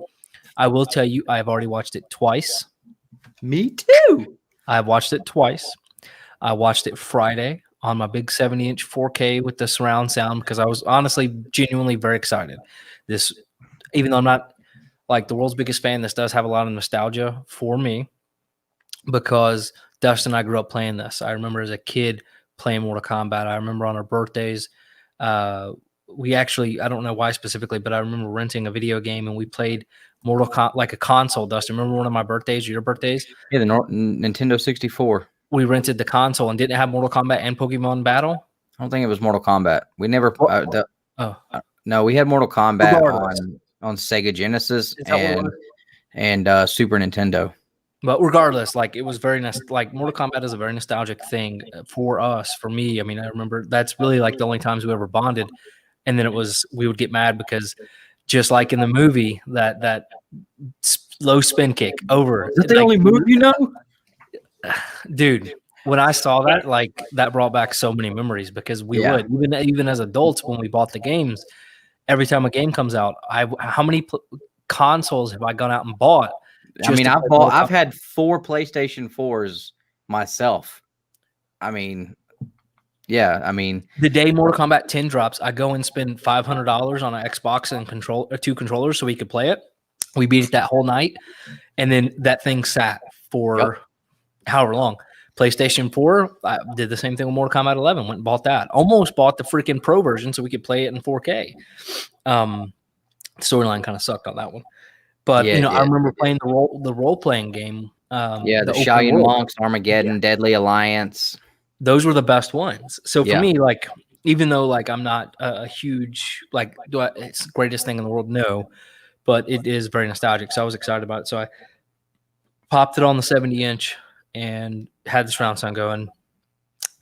And first 7 minutes, I'm like, oh, this is awesome, right? I could watch a whole shit movie based on that opening scene. And then having that 4K really in depth at a big screen did no help when it came to the CG and all of that. But not all the CG. Some of it was okay. You could tell where the budget was and wasn't. Right. And like that made it look like I mentioned before, a Power Rangers type fan film feel, right? Yeah. And I think it's because just it was kind of it had a 50 million budget. So yeah, which is I don't know about movie making budget, so I don't know if that's I don't high know or how not, much it is. but I mean, I'm sure it's not terrible, but overall that didn't lend it. But when I watched it on my iPad, like it did pretty good. You know what I mean? Like it because it was smaller. I don't know. It just didn't look as bad. yeah. But storyline was okay. But I still like the original movies better. And maybe that's why the original movies, like even now when you watch them on Netflix or whatever, I feel like they still held up and look better than this one did. And I don't know if it's just because there were so much more practical effects back then versus doing CG now. Well, and it's kind of the same with like the Turtles, because I don't care what they do with Ninja Turtles going forward, nothing is going to be better than that very first one we got. You know, and a lot of that has to do, I think, too, with the nostalgia and the fact that that's what you grew up on too. But I went into the movie pretty much expecting what we got. I expected an updated version as far as like the graphics and stuff like that. I didn't expect it to be like here's the thing. I think we've all been spoiled by like the MCU at this point. And what we see there. So, I mean, is anything, you know, that's the comparison that we're going to make at this point going forward. You see the Incredible Hulk and then you see Goro and it's like, there's no comparison, but that's how you look at it. You know, like the MCU has changed that type of genre so much now that it's hard for anything to live up and really just blow you away at this point. So I definitely had that mindset, and me and Jim talked about it earlier on his stream. Dude, how cool was that? Okay, first off, if he's watching, shout out to Jim, because that was really cool to reach out and say, like, because it kind of hit me, right? Like, we've been talking to Jim for a while, but let's be realistic. Dude's got 100 and almost 125,000 subscribers, and not one other person to talk Mortal Kombat about. Like me and him, we chat about the Mortal Kombat stuff. You know, last night we were messaging like, "What do you think? What do you think?" And so it's funny because I'm like, I just happened to get on Instagram, and that's your thing, and I was like, dude, Jim wants to talk Mortal Kombat with you. But I just thought that was really cool, man, because like, yeah, for sure. I was, me and him both looked at it the same. Like we were both excited to just sit and talk Mortal Kombat with someone who wasn't just going to completely trash it and beat it in the ground, but just someone that appreciated and loved the franchise. It's hard to find that a lot of times, but just going in, we both said the same thing. We went into it with little or no expectation, just excited that it's back, that we have something new to see, potential new story. Just having Mortal Kombat back was just very exciting. I mean, it's been 25 years. So we both went into it with that. And do I think it was a completely 100% flawless movie? No, absolutely not. There was no flawless victory. There was a flawless victory. No, I'm saying for the movie. Go ahead, Justin. Let Justin talk for a second. All right, there went. No, I'm just kidding. Okay, I did say second. And you said I was being a douche.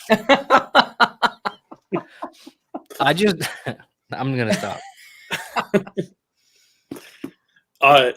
Dustin, you sounded really surprised when I said that I liked it. Like, I don't think you expected me to enjoy it. No, I honestly, me and you have never really talked too much, I guess, about like, where you're at as far as a fan of the franchise. So, I know we like a lot of the same things, but yeah, I guess I was just so jaded at that point because I hadn't heard one other person on the planet say that they liked it. So I just half expected everybody that I talked to. Like, I was just like, all right, well, I'm not even going to talk about it because, everybody has their opinion, which is wrong. But, so when you said you liked it, I was like, oh, cool. There's 3 of us. I think you have to have the right mindset, right? If you're going to watch it, like you have to go in expecting it to be what it is. And that's just a dumb little fun fighting movie, right? Like you don't go in it expecting there to be some sort of social commentary on the current political climate and the relationship between the countries of France and Luxembourg, right? Which was really refreshing and very nice to have. I loved that so much. Like, we didn't have to have any of the bull crap that makes its way into everything else we watch. Like, we literally just got to watch some Mortal Kombat stuff. Like, there was no alternative anything. Like, we're just watching Mortal Kombat, and that was cool. I will say that I think the perfect way to watch this movie is about 4 or 5 beers. Right? You crack yourself open a beer, you drink it. Beers. I thought you said years. I was no, beer. Oh, okay. You crack yourself open a beer, drink it. Crack yourself open a second beer, get it about halfway done, then start the movie. That's makes you a little relaxed. Yes. Exactly. That's what I'm saying.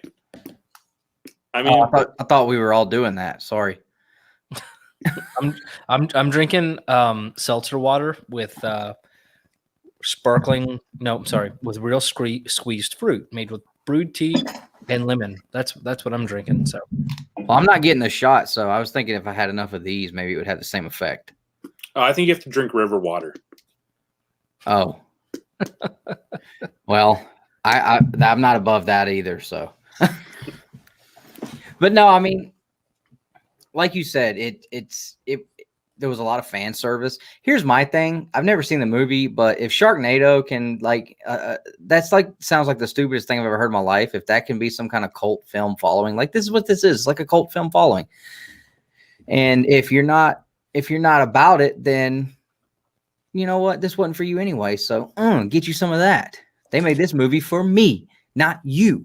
So, but I thought there was a lot of good things. There was a lot of really fun Easter eggs. There was a lot of fun callbacks. So many cool Easter eggs. They mentioned characters that have come out after the original movies. They talked about, there was a mention of Bo Raichu in there, which a lot of people have been talking about. They'd love to see in sequels. In this movie, they have 4 movies planned. And if you people would stop being so negative about it and just watch it and enjoy it, and then go to the theaters and watch it, and then take other people and take them to the theaters and just flood money into this movie, we could get all 4 movies, and then maybe they could have a bigger budget, and then they can fix the things that you didn't like. But you know what? They're not going to get to do that because you guys just keep crapping on it all the time, and you don't give it a chance, and I'm so angry about it. Wow. Maybe you should do like a rant, like just a freak out on the channel, and see if we can get it to go viral. Get like 5 views, I'll delete it. But it was cool though. No, they mentioned Bo Raichu. We saw Nightwolf. Yeah, exactly. I was just about to say. Are they not going to do Nightwolf? I don't know. Nightwolf was on the board in Sonya's headquarters thing. I didn't know if they weren't going to do that because was he a white guy or a real Indian in the original ones? No, he was like a real Indian. Okay. Yeah. So and that was actually an Annihilation, but we had Katana's fan blade was being displayed. Yep. Kano walks in and picks up, Quan Chi, the amulet of Quan Chi, which was super cool. We had, let's see who else. We saw Kotal Khan, also on Sonya's board. There was a statue of Kotal Khan there, which was really cool. Absolutely, absolutely, Ruben. And the thing is, like, if the money doesn't come in, if the movie tanks, it's just going to be just like that Power Rangers movie that came out. They left it open for a sequel to bring Tommy in, but it didn't work out, so we never got anything, and they're scrapping it. But you got Reptile or Rain. What's the question? Well, what's the question? Were they in there? Maybe Reptile was, yes. Yeah. Rain, I didn't see. Hold on. So did they? Because obviously the big lizard, that was Reptile, right? Right. Because see, here's the thing. Like in the beginning of the games, you had the human Reptile, and he had the mask. And then in Mortal Kombat 2, we had the move where he would pull his mask off, spit the venom, and put his mask back on. I forget which game it was, but later on, he started they started forming him more and more into an actual like lizard style reptile. And in the games, like, it looked pretty cool. I don't know what you guys thought, but I wasn't feeling Reptile in this movie. No, that was I was not into that part of it. Although I did like what Kano did, and he was just like, oh. Well, that was his fatality in the game. Yeah. It's a effing beaut, like, Yeah. And we'll talk about Kano, but I mean, I feel like that whole fight scene was one of the points where they had to scale back on the budget. Right? like the invisibility. Like, Just a you know what I minute, mean? and It's but he's like- all invisible. Yeah, right. You don't have to do anything with that. You just have the actor up there acting like they're getting punched and stuff. But it was cool to see that, because like you didn't get that with Reptile in the original movie. So, I did like that. But yeah, I agree. Like that whole scene was kind of like, The coolest part was obviously, Kano doing the fatality. So, but let's talk about Goro. Everybody wants to talk about Goro. We've heard it what were you gonna say, Justin? I was just going to go over my two like major flaws of the movie, the things that I didn't like about it, but we can do that later. Yeah, like at the end, we'll say, like, the things you like, things you didn't like, talk about the couple things you really liked and didn't. So, go through like the characters. Everybody's been talking about Goro, and I kind of want to start because I feel like that everybody has this sense that Goro is this big, giant, unbeatable character that should be treated with this monster respect when it comes to the movies and stuff. And I would just like to remind everybody that in Mortal Kombat #1, he didn't fare as well in that movie as he did in this one. All right. Johnny Cage beat the brakes off Goro. All right. It was a very quick fight. Yeah, he was beating up and killing a bunch of nobodies, but when it comes to a main character, like, Goro did not fare well at all. It was not an evenly matched fight. I don't even think he got it. I don't even think he landed one hit on Johnny Cage. And, in the Mortal Kombat X comic books, Kotal Khan, he cuts every one of Goro's arms off and sends him back to the Shokin tribe, and basically, like, he was shamed at that point. So, like, Goro to me is kind of like treated like how Galactus is, like, he's supposed to do more and be more, but it never actually happens. So, I don't understand where everybody gets off saying Goro was, mistreated, done wrong. Like, yeah, obviously, but like, Goro's never been a character that has been just put in that spot of being the most dominant, like, just unbeatable character. Like, he's never been that way.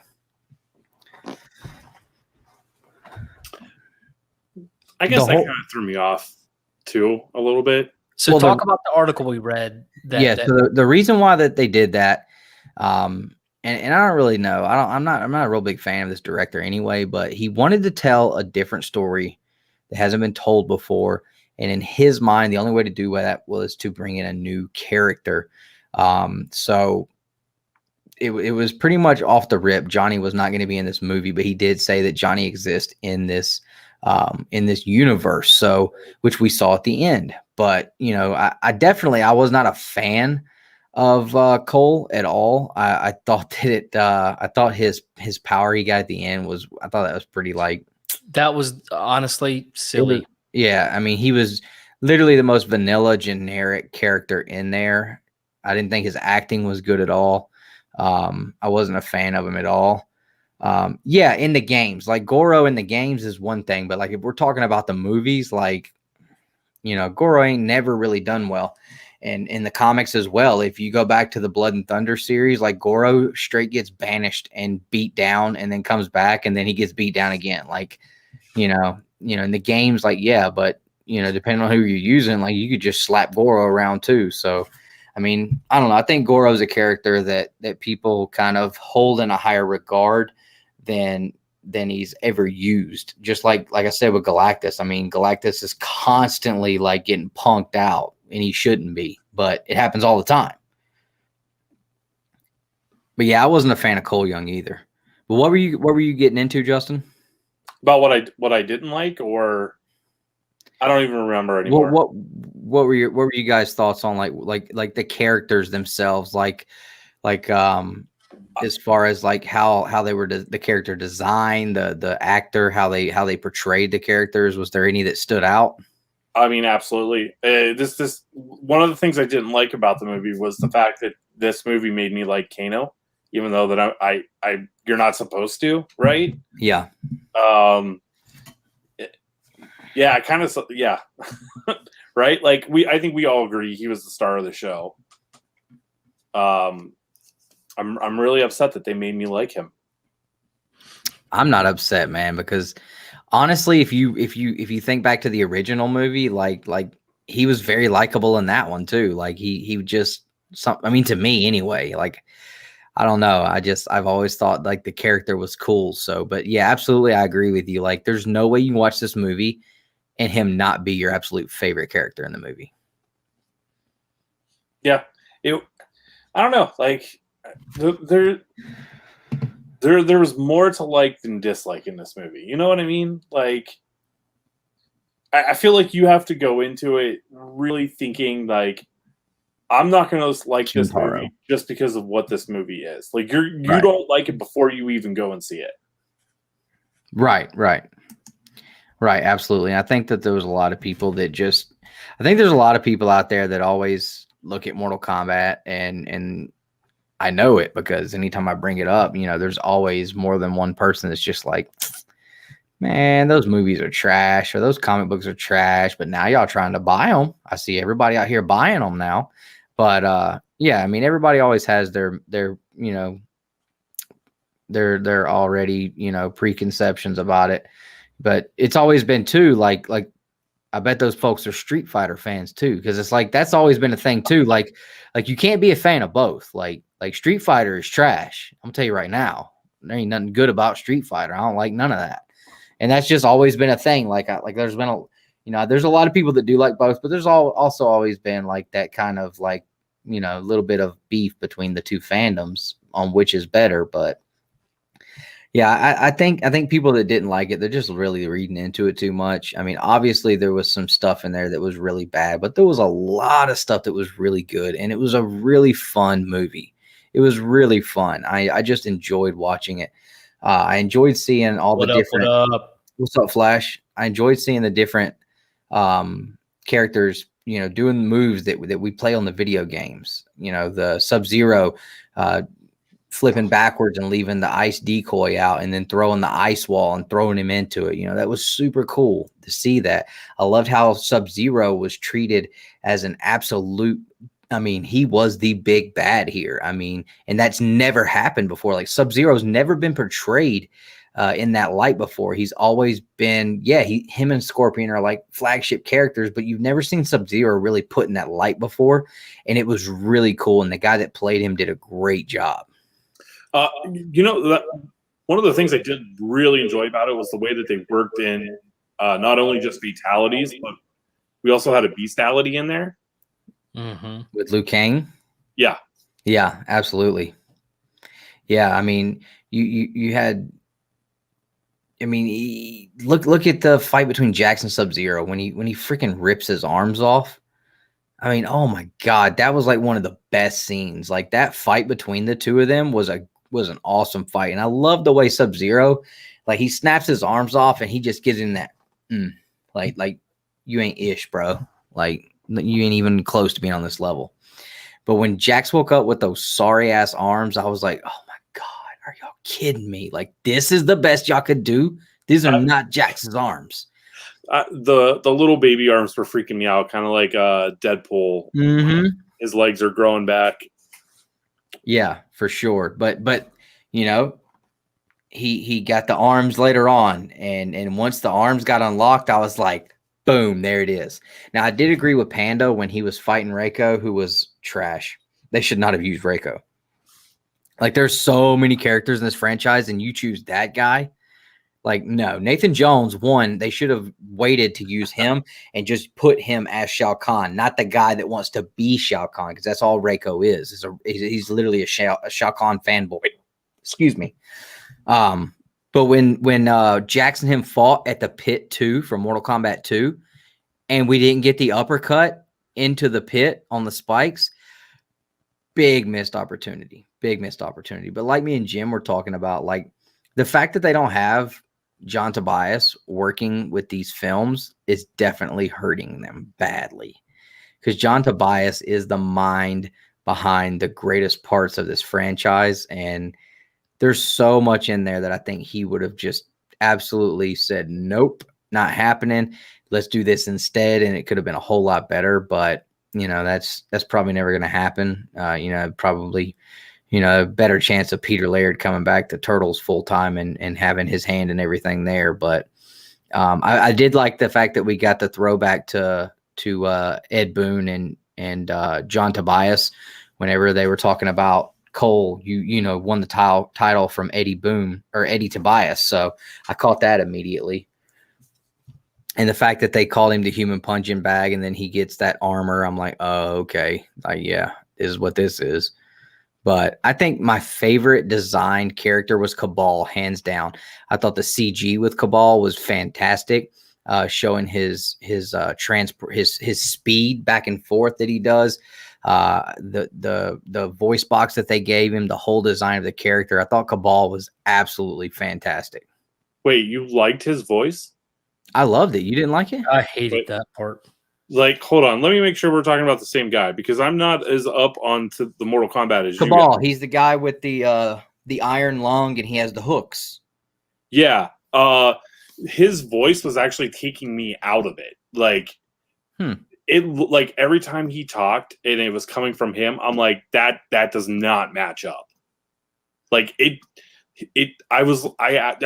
watched it with my friends and was like, man, that voice doesn't look like it should belong to that guy. Well, he's just a regular guy, and Kano, it's always been like Kano was the reason why he had to put that mask on, and he's got an iron lung. So it's almost like to me, it almost reminded me of like the Mandalorian guy, how he talks. Like, I mean, through or like Darth Vader, like, you don't want a Vader voice with him. I liked it. I thought it fit good. I was expecting something a little bit more mechanical, is all I'm saying. Nah, I wasn't expecting that at all. Cause like he's basically just like got something hooked up to him so he can breathe, but I don't think it really affects his voice all that much. He's not like Cyrax or Sector. Like he's full 100% just a human guy.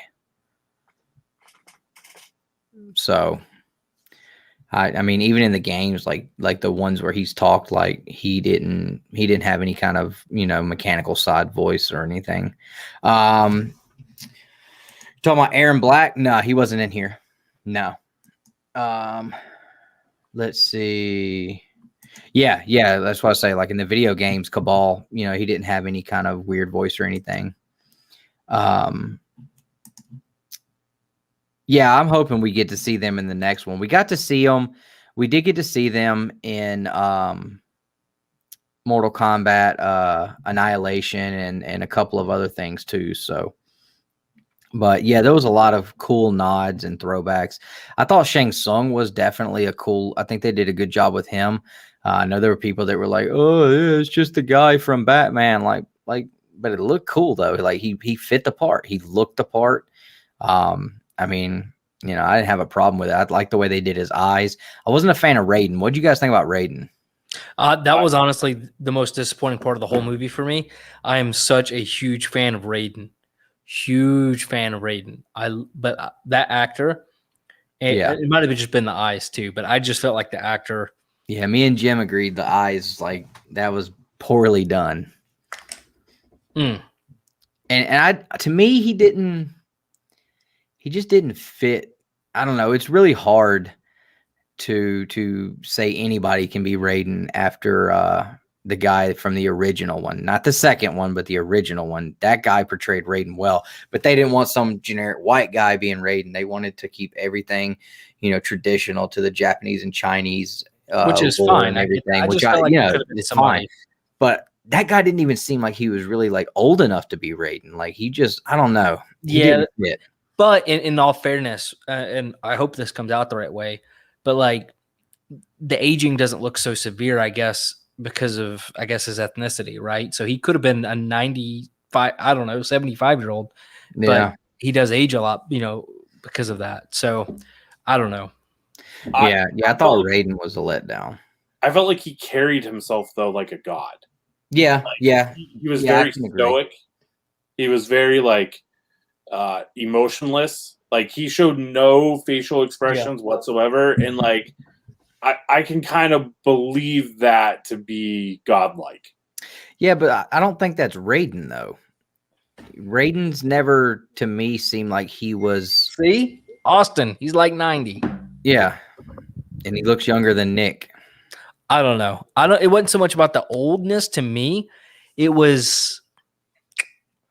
There was just something that didn't feel right. To me, Raiden's always been more, like, even in the games, like he's been more relatable with the characters, and wasn't so like I don't know, like what Justin was saying, like he was kind of like very godlike and standoffish, very non-emotional. Like I don't feel like that's Raiden's character as much. So I don't know, but it did make me want to go. Look, I'm all like, bring the mic to me now. My back hurts. It did make me want to go back and watch the originals, and I think they're still on Netflix, right? They may be even on HBO Max. Yeah, they've got to be on one of them, I'm thinking. Yeah. So Nick, one thing you loved and one thing you hated. I loved all of the throwbacks to the video game, the leg sweeps, the uppercut. I still can't get over the leg sweeps. Yes. Leg sweep, leg sweep, leg sweep. That's all you can do. Smack, do it again. Then he fakes it and he jumps, and when he lands, he hits him again. Because that's exactly how it was in the video game. But yeah, those pieces, and I loved every scene. They set it up as if you were in a more like the actual game fight, right? The side by side, like but then it was so much homage to the game, and dude, the test your might, flawless victory. They said fatality at one point, right? Mm-hmm. So that's all the stuff I loved. The things I hated, I understand what they were trying to do with Cole. I felt like it just wasn't needed. You know what I mean? Yeah. Because it felt like they were telling two separate stories, and then he just kind of got randomly thrown. Like, no, really, three separate stories if you think about it. We had the tournament storyline, we'll call it, right? We had the Sub-Zero and Scorpion storyline that we got like just big, China wins. Just little drops here and there, and then the Cole storyline. And I felt like that none of those really intertwined really well together in my mind. Yeah. But it is what it is. Go ahead. So one of the things that I really liked was very specifically like the fatalities that they did in it, especially Kung Lao's. I marked out really hard for that one. I don't know why. I just thought it was awesome. The things that I didn't like, it was a bit predictable, right? Like, am I allowed to talk spoiler here? Yeah. We haven't stopped since we started. Okay, so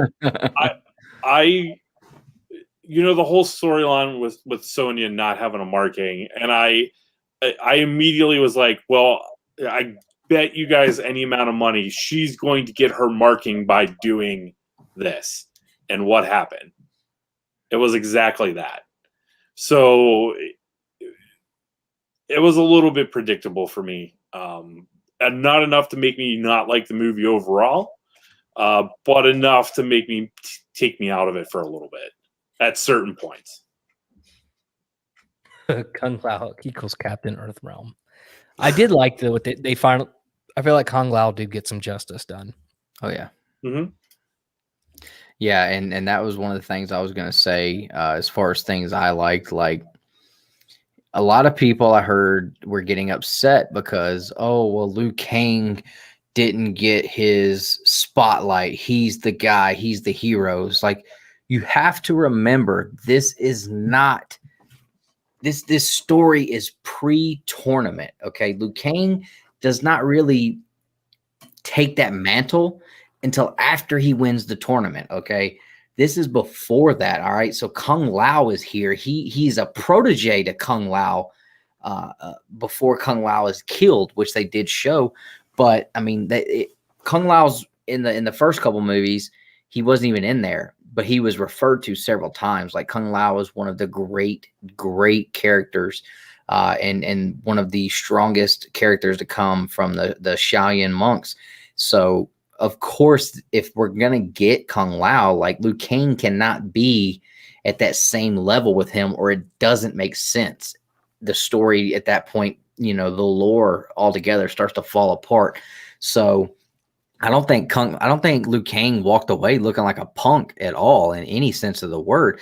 But at the same time, I think that was something they did do good, that I really thought was cool, is that they wrote that relationship between the two of them.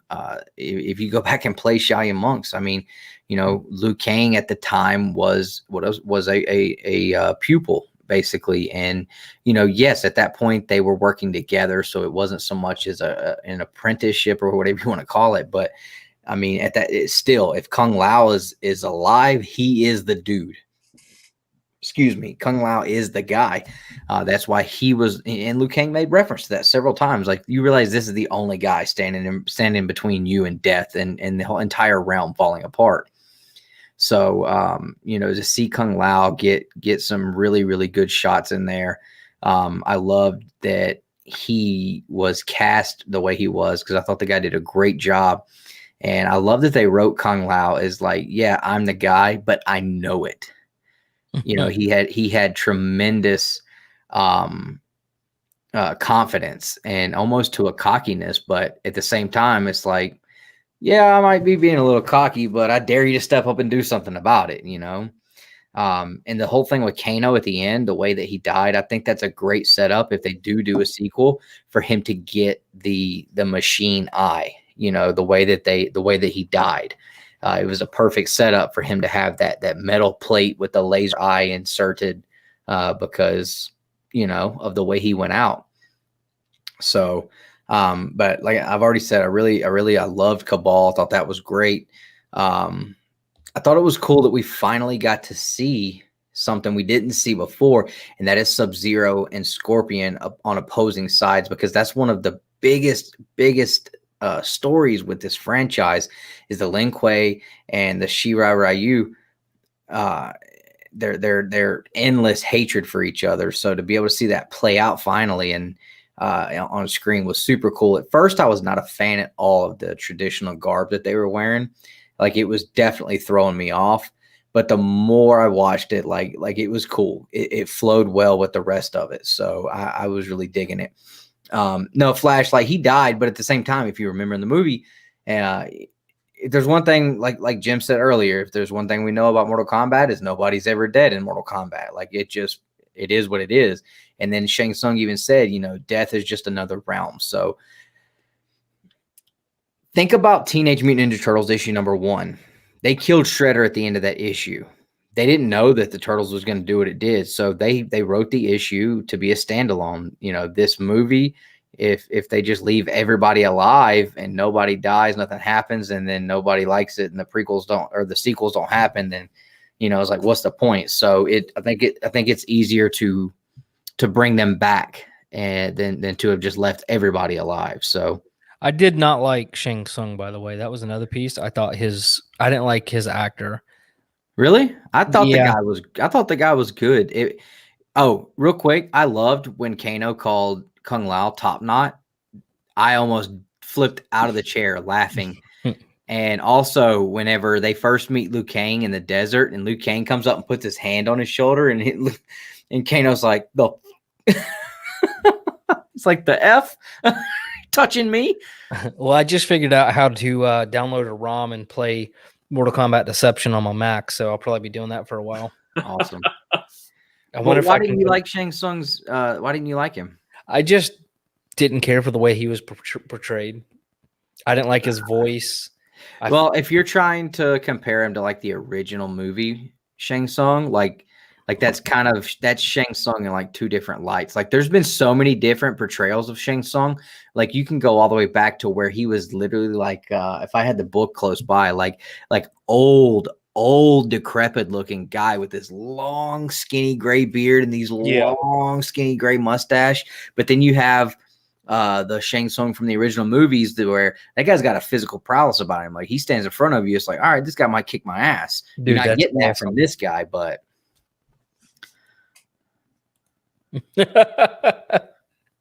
yes, he was. Yeah, but he was very likable. So, I mean, like I said, overall, I think that if you want to sit and just pick it apart and just destroy it, like, sure, go ahead, help yourself. And I hope it makes you feel better. But, from someone who's been looking forward to it, and you can ask Nick, who has been extremely nervous about how bad this had the potential to be. I'll be honest with you. I was texting Dustin and I was like, hey, have you watched it? Because at this point I've already seen it and I'm like worried he's going to be upset.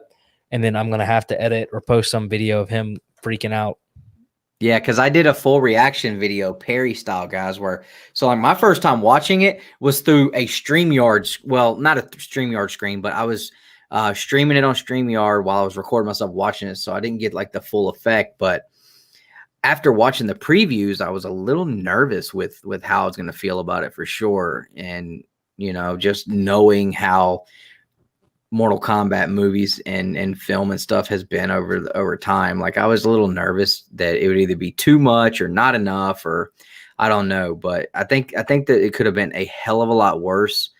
Sure, it could have been better, but we can say that about anything. All in all, I felt satisfied with it. I've watched it twice now, and I felt like it was a fun movie. It did a lot of fan justice. I got a lot of stuff that I wanted. Got some stuff I didn't want, but it is what it is. I still like the movie. I'm not going to beat it down. I'm not going to pretend like it was an Academy Award winner, because nobody ever would say that they would expect that. But I did enjoy it.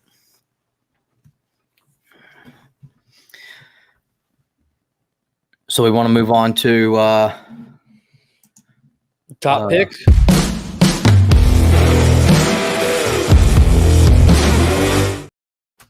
Give me 1 second. Justin woke back up.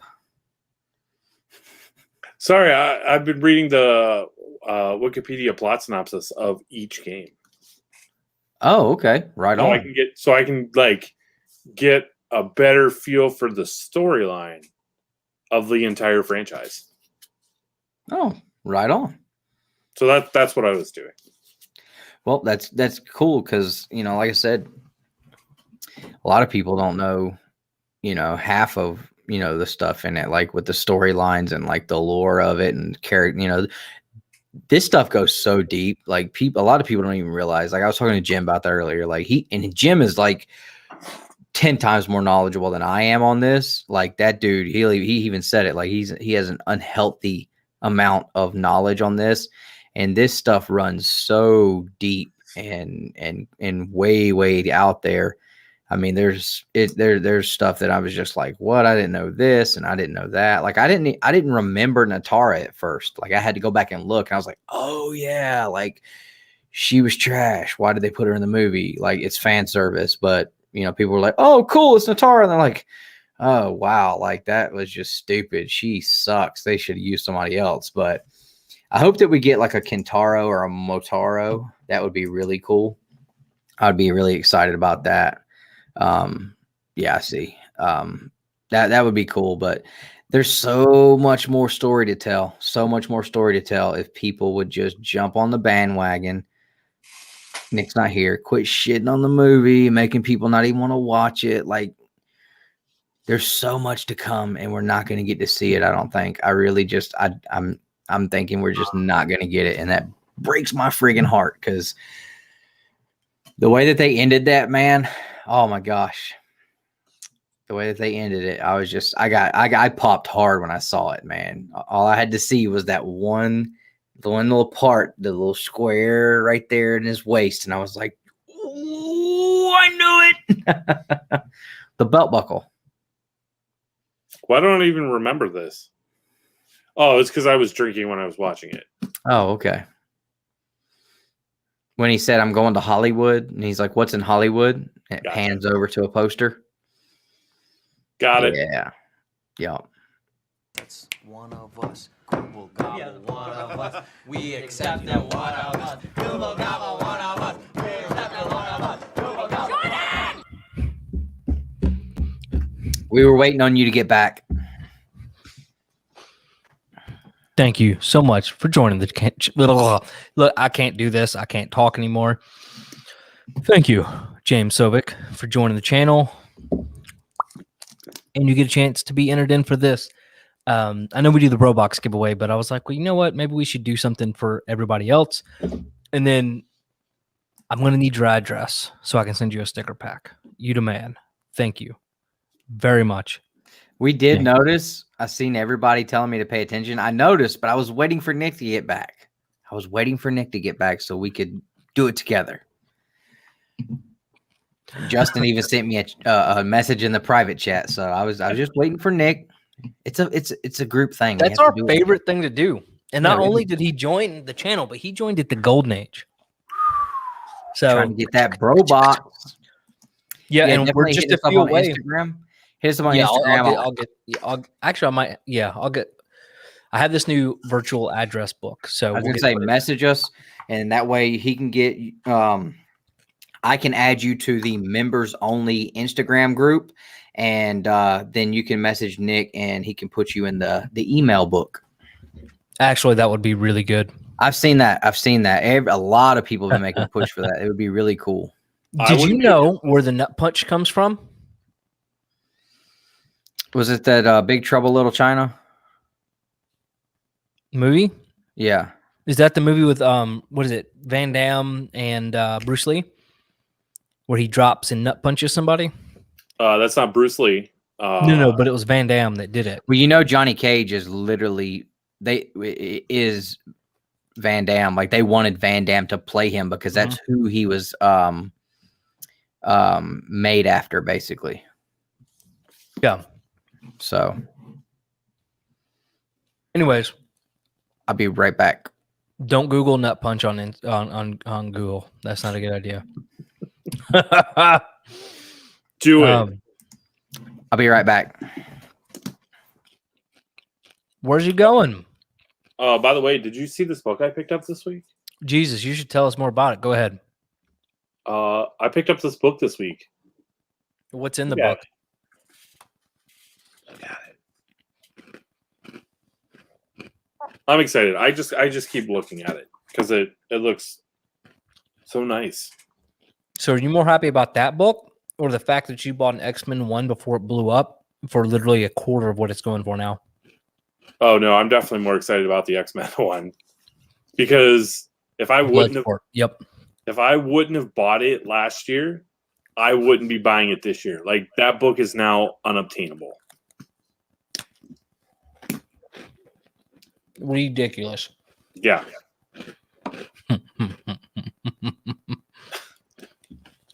Justin, are you even a member of the Forgotten?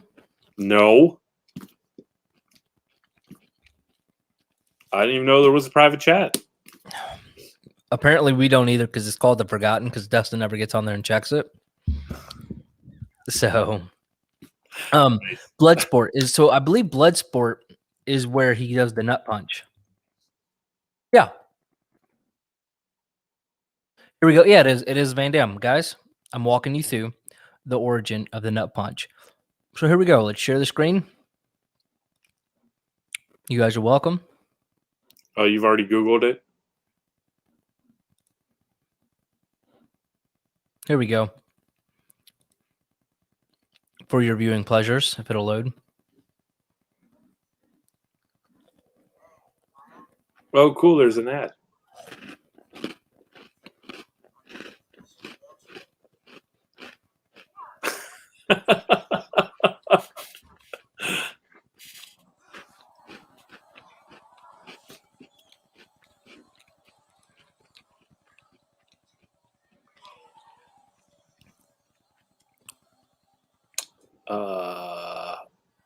We're gonna see it. I think so. This is 2 minutes long. Jeebus. I know.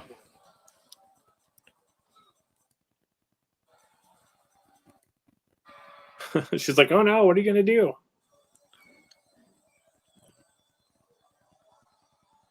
Did we already miss it? No, we didn't miss it.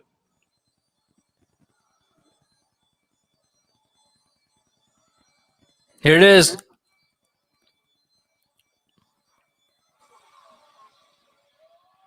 So silly. So yeah, if Dustin comes back and wonders why nobody's here, it's because my dumb self started showing off nut punches. You know, if you were to come out of a rhinoceros again, it would probably get more people in here. Never gonna happen. I wonder what happened to Dustin. You want to take a bets, kid, or he had to use the bathroom? Bathroom. He's been drinking Coronas all night. I think so. I think it was 100% that. Yeah. Mm-hmm. So, Justin, how's life? You working on any cool comic books while we wait on Dustin? Yes, but I don't know if I'm allowed to talk about them yet. You can talk about the one that the cover just got revealed on, right? I don't think I'm officially. I don't know if I'm officially on that one, but I'm assuming that I'm on that one. Yeah. Who's excited for more Kanto? I'm excited. I've already done issue 2 of City of Giants or Valley of Giants. I can't remember the official. Like, we could probably just call this like volume 2.5. Yeah. So it'll wrap up with issue 3. Looking forward to seeing how we finish this one up and then get started into the main event. I legitimately enjoy that story so much.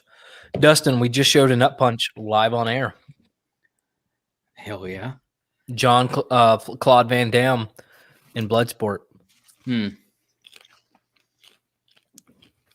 See, look.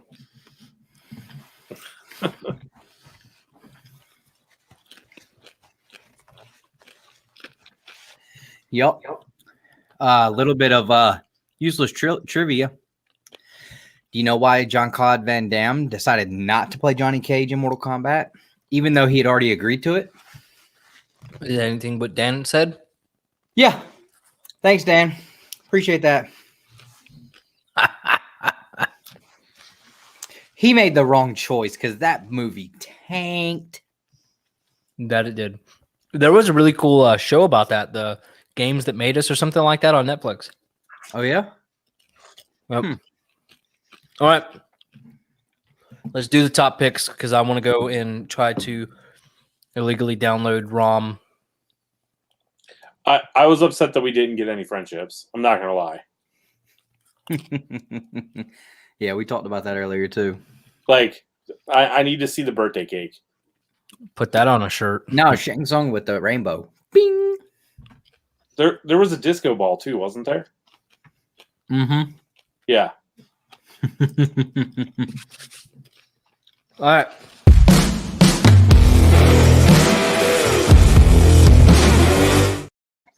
And just because it hasn't been done yet. Hey, Justin. Yes, it has. That's how I brought him on. I did pick something up this week. Uh-oh. Toy-wise. Nick, you're the only one who's going to like this. So It's Dragon Ball. look at this big, beefy guy right here. Oh, wrong button. Look at Oh, that. that is cool. Look at Raccoon. Raccoon. Raccoon is doom. Yep.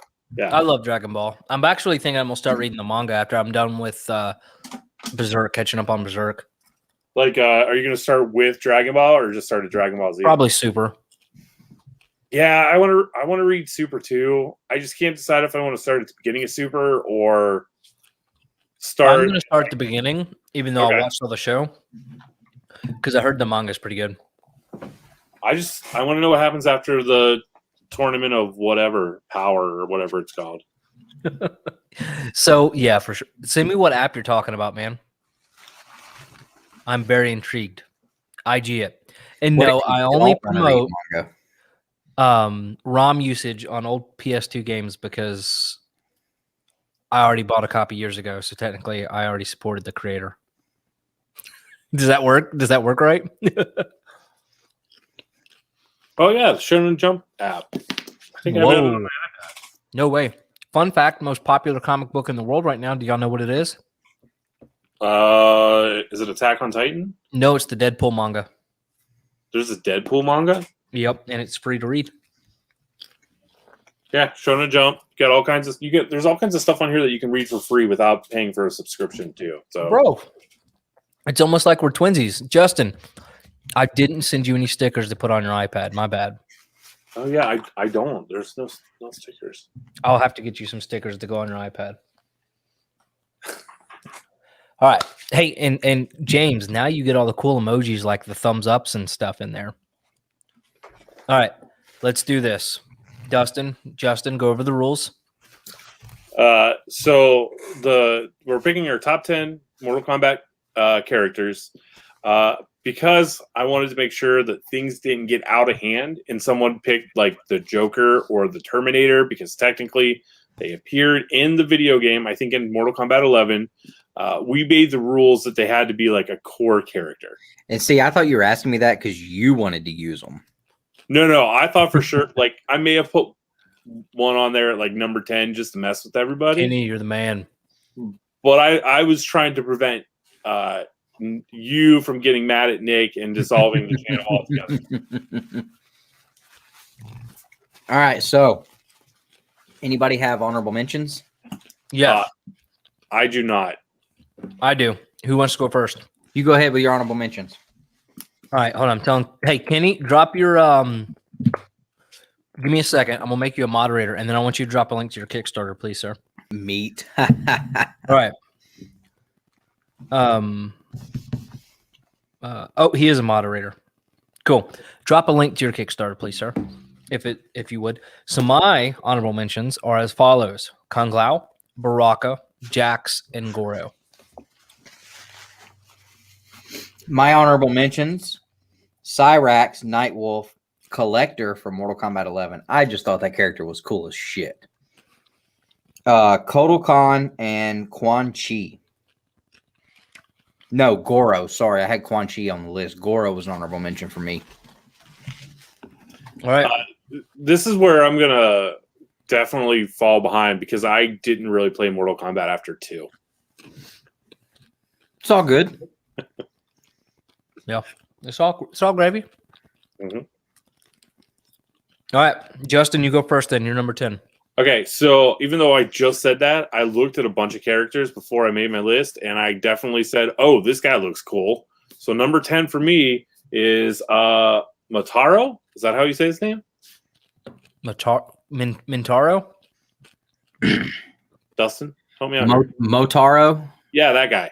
Yeah, so Motaro was, what do you call those guys? They're half man, half horse, and I mean like a Senator. Senator, yeah. Yeah, he was in Annihilation, actually. Yeah, he looked cool, so I thought he should go on the list. Yeah, and a lot of people like Motaro. Like him, he's definitely one. Like I heard Jim mention him several times a day. Like would really love to see Motaro show up again. So that's definitely a good one.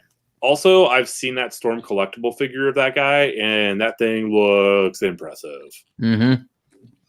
So that's why he's my number 10. All right. My number 10, the greatest of all greats. At number 10, he's the greatest of all greats, though? He should be higher, but I know I'll be laughed at. Bo Rai Cho.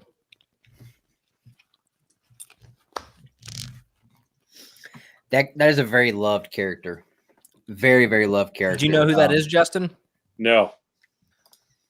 You actually play as him throughout the entire, what is it, Deception? Mm-hmm. So that's the character you play as for the entire game. And basically he gets drunk and makes flatulence on people. Yeah, he just craps on people.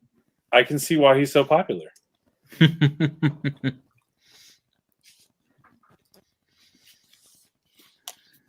There you go. Oh, man. Has he really got a belly like that, too? Yes. Yeah, I kind of want to make him my number 10. I love it, dude. I can see why this guy is well liked. And he's powerful too. Like dude's got it. He's got it together. Yeah, there it is. Just so stupid. There's his fatality.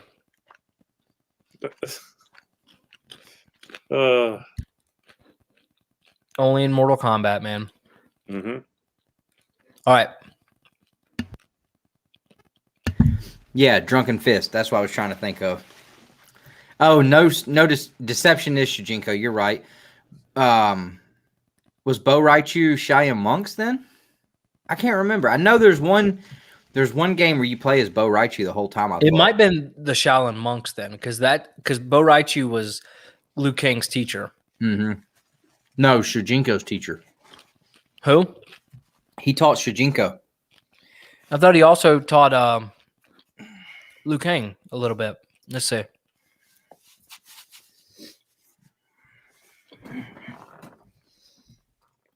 All right, so I'm going to go with my number 10. My number 10 is Goro. Like I said, cool character. He's obviously flagship character of the brand, but I don't know. He was never like super hard to beat, and as far as the movie goes, he's never really been all that. And then, like, hell, for a long time, he wasn't even in the games as part of the storyline. He was dead, so. Deadly Alliance, okay. Who's your pick? Goro, number 10. Oh, Goro sucks. All right, I'll go first with number 9. Shang Tsung. The Soul Eater. Okay. My number 9 is Quan Chi. That dude is tough.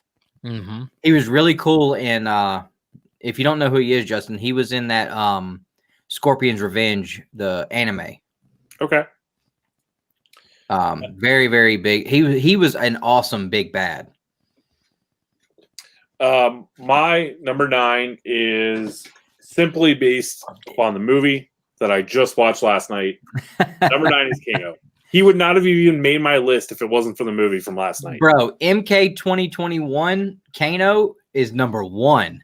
Yeah. Like I mean, I wouldn't even be mad about that.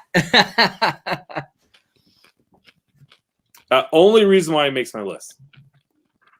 Absolutely. My number 8 is Liu Kang. My dad used to call him Liu Chang. Like, he literally thought that was his name, and I got so aggravated with him. Like, Dad, his name's Liu Kang. Like, I'm sorry you can't spell, but his name is Liu Kang.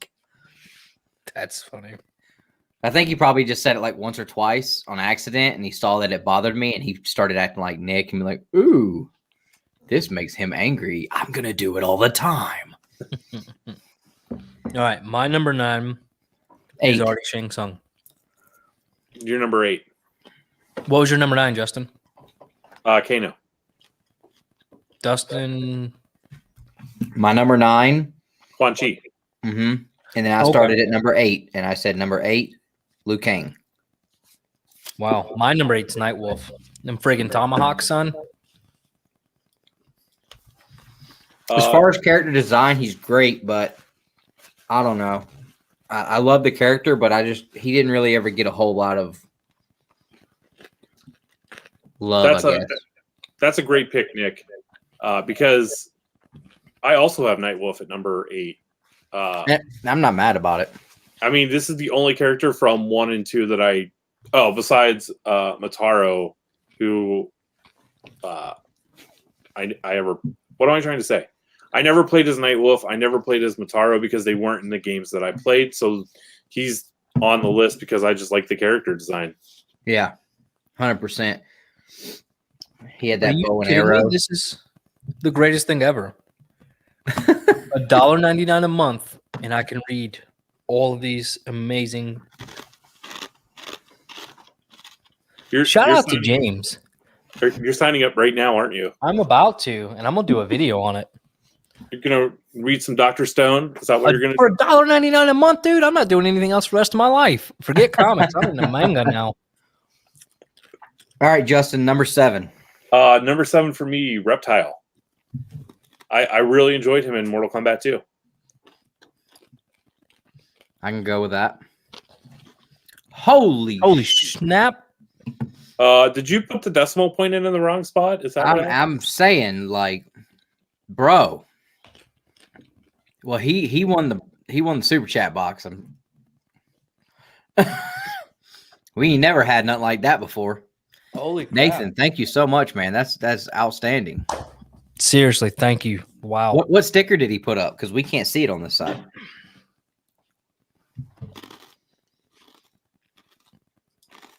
I'm trying to see.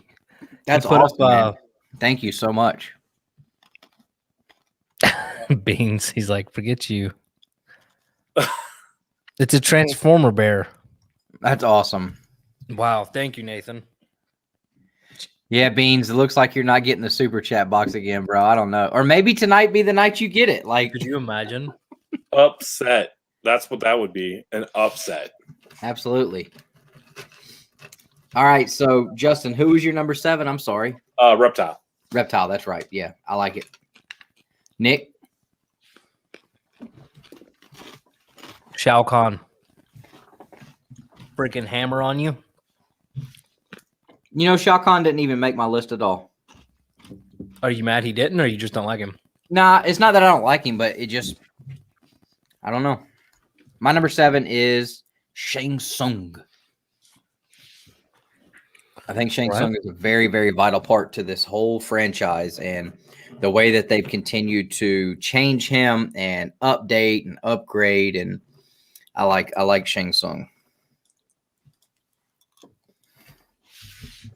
We're almost halfway through the list and no fights have happened. Not yet. But it's hard. Bro, we're talking Mortal Kombat. I mean, the whole list is got guys on it I love, so I don't care. We can put Stryker at number 1. I don't give a damn. Oh, well, that's good. That takes the pressure off of me then.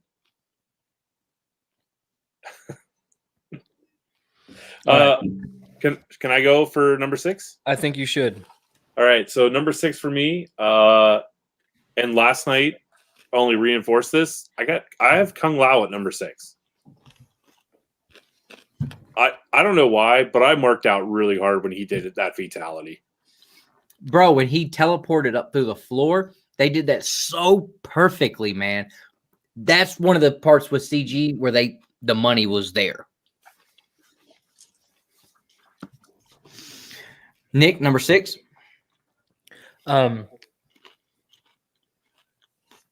Raiden. Okay.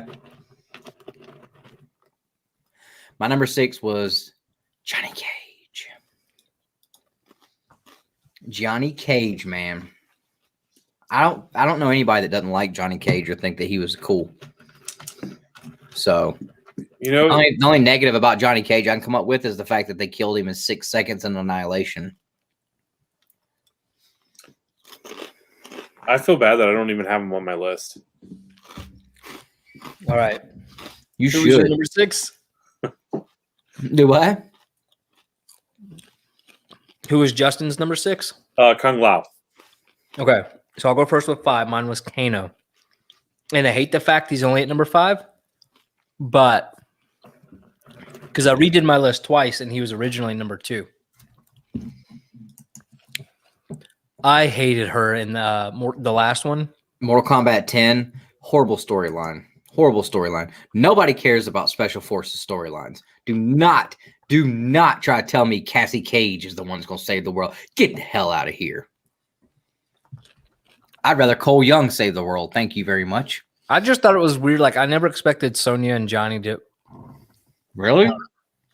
that just to like have a kid, and it just seemed weird. They got together in the movie too.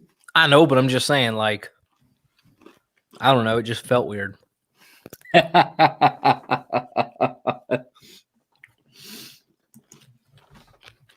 I didn't like. I don't care for Cassie Cage just because I didn't like the storyline. My number 5, Cabal. I will tear ass with Cabal on that video game, especially that Mortal Kombat 11. I was having, I forget if it was my sister or if it was Logan. It might have been Nick when we were all playing that day. You can get Cabal and you do that one move where he just speeds past you and you're just spinning, and then you do the grab move. Wow, wow, wow, wow. Boo. Wow, wow, wow, wow. Boy, you can tear somebody up with Cabal. And like I said, I loved him in the movie. Loved him in the movie. So, Nick, what was your number 5? Why are you smiling? Because I'm talking to your mama. Mm-hmm. Just kidding. I'm chatting with Josh. Oh. By the way, I'll tell you that in a minute. My number 5 was Kano. I already said that. Based on? Why? What do you mean based on? I mean, if it wasn't for this movie, would Kano really have made your list? No, but I felt like he deserved it after that performance. Well, that's what I'm saying. Like, yeah, mention that because, like, the Cannonball move is cool, but I mean, that's really all he's got. Justin, number 5. My number 5 was. I haven't said my number 5. My number 5 is Jax. Okay. I didn't like him in this movie. I liked him in the previous ones. Do what? I didn't like him in this movie. I liked him in the previous one, though. I mean, I didn't like him when he had Deadpool baby arms. But Dustin, I forgot to tell you. So Josh and I worked out a deal where I just bought all the comics in his plastic short boxes, and so now they're all sitting in my truck. Wow. Those BCW plastic boxes? Oh. Really? You went behind my back? Nah, dude, I didn't go behind your back. I went strictly just there, bought the comics, and now I own the boxes. Because I'm consolidating, so I wanted to be somewhere like, and I got to put them in my closet now. And with Ellie, I need something that I literally said in our last live stream I was going to talk to Josh about those next time I went up there, and then he just goes and does it before I can, like a total douche. How many total boxes or bins did you get? So he had 5 total, and I picked up 4. Okay, I thought you were like I left like 25 or something. No, because he has like dollar bins and stuff in there. So I was just like, hey, Josh, those would have went a long way for me. But I did that after I showed him the sweet documentary I made for him. Because I'm not going to put mine in a closet. I'm going to have them on a rack, and I need them to all look uniform and look good. What? My books are in the closet. No, I'm just saying, like, Nick bought them so you could put them in the closet. I'm like, I'm trying to make mine uniform because mine are staying out.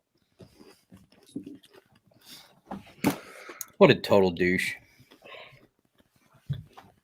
No, James, last time I looked on Amazon, bro, they were like crazy expensive, though. All right, let's go. You're number 4. I'll do number 4. Johnny Cage. Right. Captain Sub-Zero. Gut Punch. And I have Sub-Zero.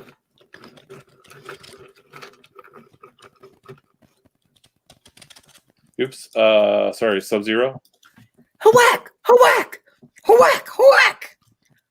I'll tell you what I did love was the actor. What was her name? Her real name. Wack did the interview with her. Mm-hmm. Dude, that was such a cool thing for her to do. Yeah. I mean, she went all in, stabbed him with the Did comic you notice book. that, like, every time they put her in scene, they made sure to show, I mean, wow. No, I didn't. But Every scene, was her from the back. But she was. And I wasn't mad. I liked her. Her like her character, and I did like whenever they killed her and you could see the spine when she rolled. That was pretty cool. Oh yeah, that was. What's up, Mastodon? What's up, man? That was one of Sonya Blade's fatalities. Like that, she does that, and then you can see through it. Josh said you need to shut the heck up with those peanuts. It's too loud. I'm saying, Adrian, right? I thought I was the only one that noticed that, bro. She was working the camera, that's for sure. Justin, what was yours? My number 4. So my top, these last 4 for me are the characters that I played the most when I played. So number 4 for me is Scorpion. I'll allow it. I did really like the Scorpion actor. I liked him in this movie. And I honestly like Bihan's actor too. Bihan! That guy did great, man. That did great. He was straight up an assassin. Perfect. I didn't like the fact though that like he just basically walked all over Scorpion and then like both times and then just kind of got lucky. Say it again. Sub-Zero basically just pooped on Scorpion every single time they fought. And then like the second time, Cole helped and like I mean that's pretty much that's how it plays out though in the lore. Like Sub-Zero kills his entire clan, his family, then he kills him and comes back and like that's so I mean it's a story. No, I know, but I felt like he could have done better like holding his own, I guess. I mean he kicked the crap out of him at the end. I don't know, man. It still took him and Cole. Cole didn't do dick hardly. Easy. I don't. After midnight. Still, I'm pretty sure everybody in this chat has said that and heard that. That's fine. Just take it a little easy. But anyways, I just felt like that was underutilized. Like him. I mean, but you have to have that underdog come back. So, but you can make Scorpion your underdog. It was because Hanzo. You know who's about to be our number 1. He wasn't Scorpion at the time. He was Hanzo. Still. And he didn't have any of those. You got to remember, Sub-Zero already had the ice powers. Hanzo didn't have nothing. Yeah. I did like the origin of the spear. Yeah. I don't know why I couldn't. Thought that was pretty cool. Yep. I like that too. All right. Number 2, Justin. No, we haven't done 3. I didn't do my 3. Oh, I didn't do 3 either. Justin. My number 3, Raiden. Nick. Liu Kang. And I had Raiden. Uh-oh. And just for Josh. Oh, man. He hates you. What are those? That is pretty loud, though, for real. Some sort of Chex Mix my wife got. Oh. What was your number? So Raiden would have been higher on my list, but this movie kind of killed him for me. If we're adding characters to our list based upon the movie last night, I think it's totally fair that you knock someone down a couple spots because of it. For sure. I think it says a lot about the movie too. Like Kung Lao, even though he was an honorable mention for me, I enjoyed the character a lot better because of this movie. Mm-hmm. So. Yeah, for sure. All right. Let's finish it up. Number 2. Nick. Sub-Zero. I had Kung Lao because, like I said, Kung Lao has always been such a very I don't know the word I'm looking for, but like he's always been looked at and referred to as like one of them guys. Like he's one of them guys. So the movie, he was great, but like I've always enjoyed playing with Kung Lao too. Like the fact, the teleport, come up, throw the hat at you, teleport, come back. I mean, like on the games, like you can do some damage with Kung Lao. Yeah. My number 2, Sub-Zero. Okay. I had him at 4. So I think it's pretty easy to say what your guys' number 1 is. Am I wrong? Scorpion. Noob Sabot. For real? No. Okay.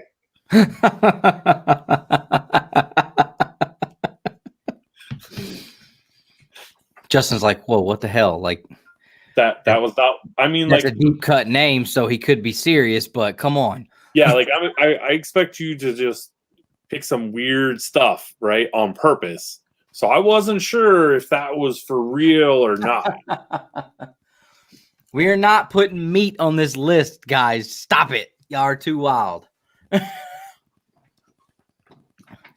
But I do love that you guys know who meat is, though. I do love that. Do you two know who meat is? I do. He's the one that when you get thrown in acid, that's kind of what comes back. Or I guess it's not called the acid. What is it called? He's like hangs around in the background of Shang Tsung's island and stuff like that. He's like, but there's also something that like if you fall into characters would fall into it or something, and they kind of pop back out as meat. I forget what it's called. No, that was some kind of way to unlock Reptile. No, meat was basically just a background character for like each board you would be on. Like he was in a couple of those on different games. It's another deep cut deal that like you know, unless you're like in it, like you don't even know what a lot of people don't even know who he is, but people love meat. There was even, I believe, at one point in one of the games, there was a way you could unlock and play with him. He was a playable character if you unlocked him or something. So this should be an interesting ranking, though. Scorpion number 1. Sub-Zero is obviously going to hit number 2. Well, my number 1 is Liu Kang. Just putting that out there. So Scorpion's number 1. Yeah, I mean, you both had Scorpion number 1, so Scorpion has to be number 1. So I would argue that Sub-Zero should be number 2, since two of us had Sub-Zero at number 2. Yeah, I think it was Annihilation. No, there wasn't a game called Annihilation. Okay, so hear me out on this. Okay, I think Liu Kang should be number 3. I think so too, because I have him at number 3. You have him at number 3. I had him at number 1. Dustin, I know you had him at number 8. Who's that? Liu Kang. Yeah, I think he should be number 3.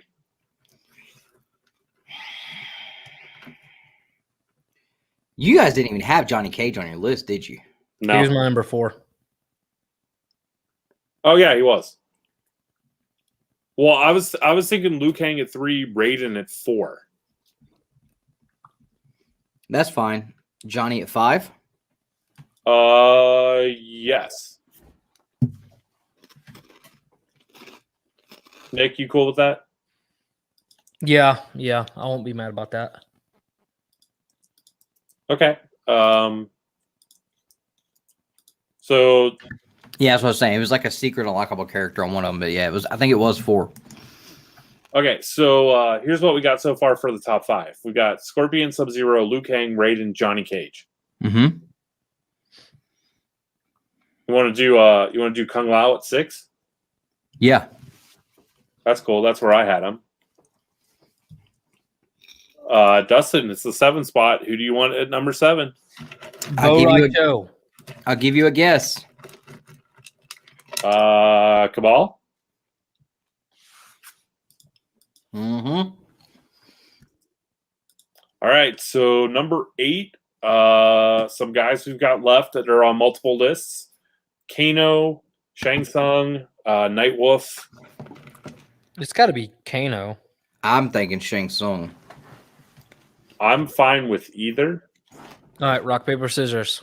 I mean, I'm cool with Kano making a list purely off the movie. I think that's awesome, but you can't put him over a character that's been all around great, like all the time. So do you want to put Kano at 10? That's cool. Okay, so we need to figure out 9, and 8.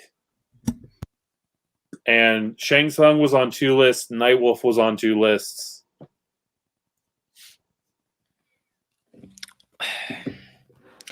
I will defer. I'm not gonna look at me. I'm like, because I'm about to put together this giveaway box, but I will defer. I say we put Shang Tsung at 8. And then, do you want Nightwolf at 9? Yeah, I guess. I mean, I can't think of anybody else. Actually, can we put Nightwolf at 10 and then Kano at 9? Okay. And I'm doing that just based upon the movie. What are you laughing at? I can't see anything. Bean says, I can't keep my eyes open, so congratulations to the person who beats me yet again. All right, so here we go. Top 10. Number 10, Nightwolf. Number 9, Kano, off of the strong showing from the movie last night. Number 8, Shang Tsung. Number 7, and the Dustin spot, is Cabal. Number 6, Kung Lao. Number 5, Johnny Cage. Number 4, Raiden. Number 3, Liu Kang. Number 2, Sub-Zero. And number 1, no one should be surprised, it's Scorpion. Yeah, Scorpion's the man. I have a full-size stand-up cutout of Scorpion right there from MK9, or is it 10? I think it's MK10.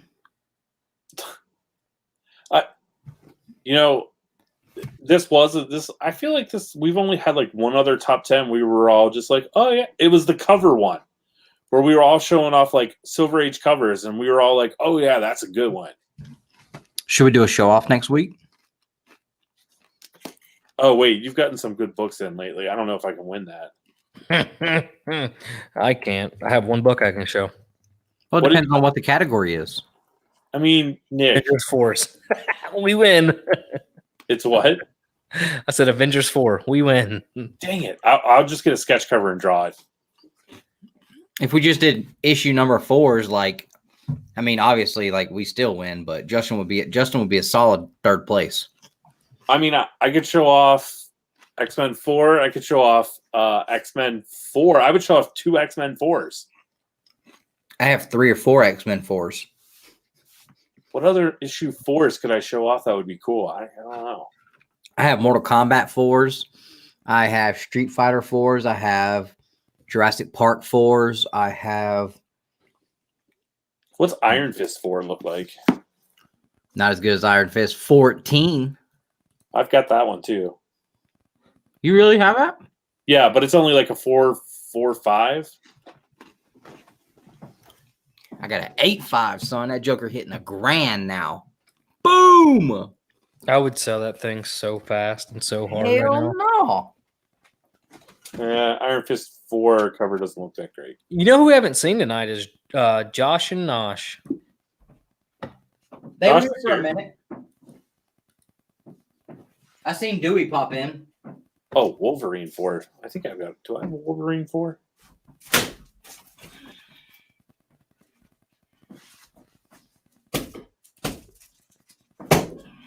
Do I have a Wolverine 4? I don't, but that cover looks pretty cool. Oh, that's 24.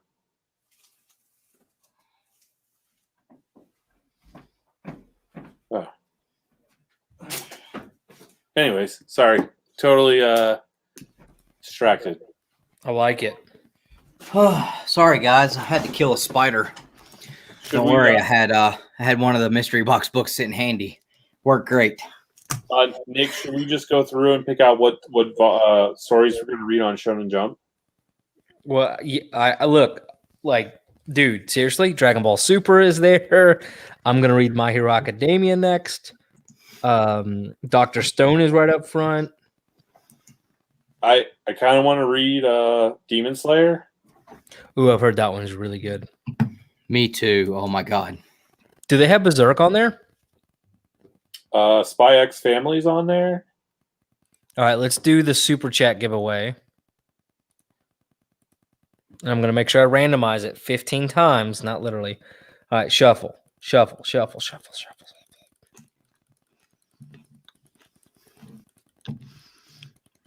All right. There's a lot of Nathans on there, bro. There's not a lot of beans. Oh my God. No. Oh. Oh.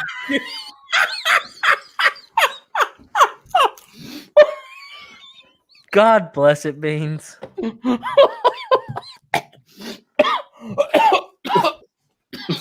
Oh. Almost choked. Never in my life. I know he said he was gonna leave.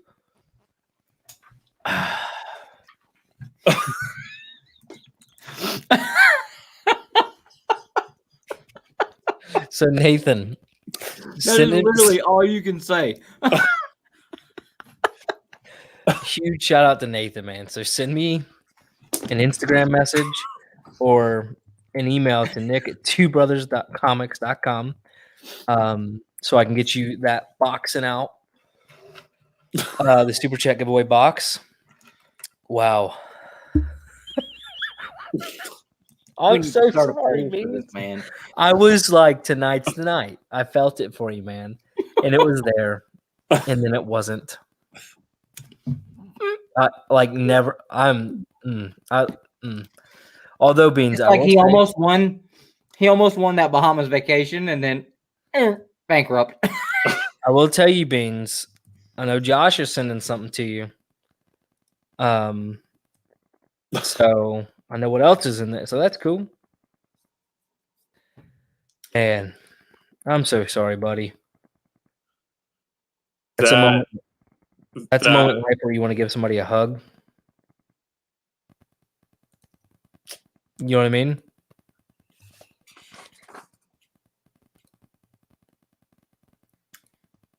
Dustin, keep the chat going. What are you doing?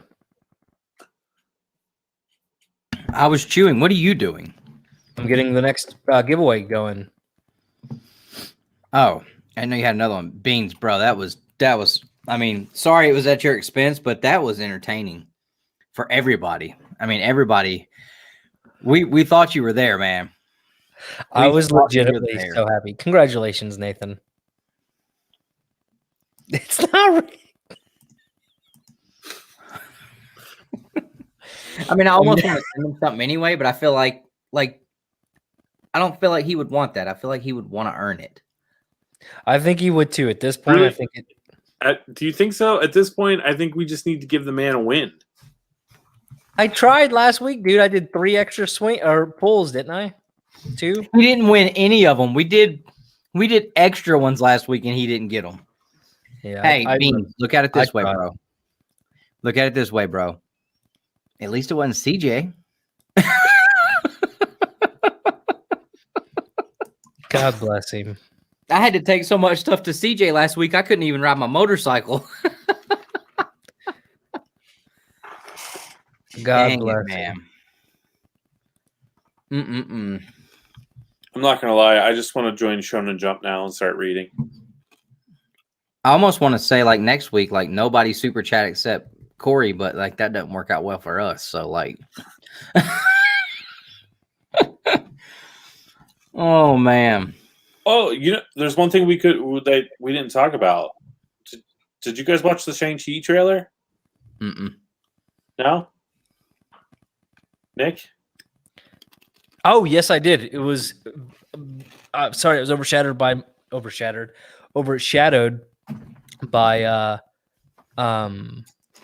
Shang-Chi, Mortal Kombat. But yes, it was really good. What did you think about it? I'm looking forward to it. Just give me another martial arts movie, right? I think they're gonna. I think this is what Mortal Kombat could be if it was something done by Kevin Feige. What do you think? I could see it. There's going to be a budget there, so.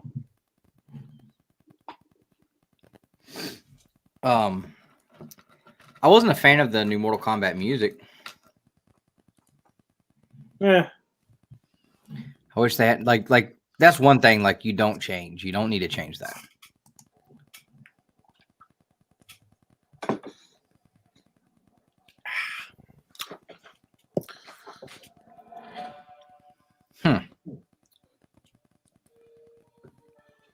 All right. I think I'm going to make the plunge and join. For $1.99 a month. And sorry guys, so if anybody else joins the channel in the next few minutes, you can be entered in for a chance to win that WonderCon exclusive. Just double checking I don't miss anybody. Hey, was CJ happy with his boxes?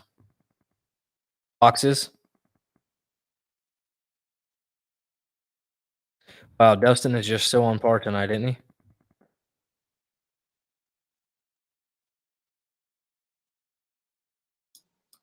All I'm saying is that I'm really glad that Shang-Chi trailer came out because Oh yeah, I bet. I mean it's only a 4.5, but still. All right, so I'm ready to spin the wheel. I'm gonna give it like a minute just in case anybody else. Shut up, Ryan. You show up in one of my movies one time and now you're talking crap to me.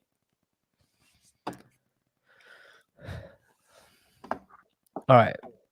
So we'll give it 1 minute and then we'll do the drawing. Make sure nobody else jumps on. So what do you guys in the chat? Do an AMA. Ask me anything. One of us, Google Gobble, one of us. We accept that one of us. Google Gobble, one of us. We accept that one of us. Google Gobble.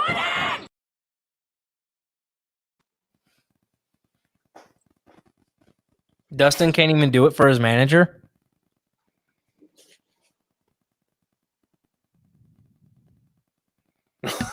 That trailer looks awesome. So are you not paying any attention? One of us, Google Gobble, one of us. We accept that one of us. We already did it. Did you really? Yeah, and I'm talking to you this whole time. Dude, I was watching the Shang-Chi trailer. I couldn't hear or see anything. You should have said something like, hey, I'm going to go watch the Shang-Chi trailer. That's what I said. I said, let me check it out. Oh, Welcome I to totally the Bronze missed that. Age, Chris. Thanks, brother. That's awesome, man. Hell yeah. Oh, sorry. I need to tone it down. Heck yes. Thank you. Buddy, I don't know, Beans. Look, and you're on this one too, my friend. Go get the Slamazon. What? Hang on what? I don't get it. What are we hanging on for? Is a Slamazon? Like, I'm confused. So yeah, what'd you think about the Shang-Chi trailer? I thought it looked cool. I thought it looked really cool. Cap, bro, I showed off the stuff you guys sent me, man. I appreciate that. Show it off again real quick.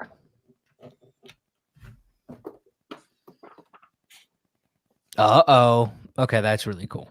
I totally lied earlier. And then when Hagen saw this, he straight up took it. Yeah. Like, he's like, that's mine.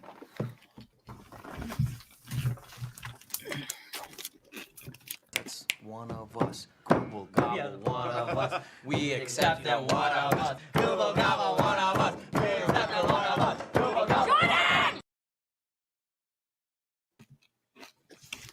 You guys are awesome. All you guys are awesome.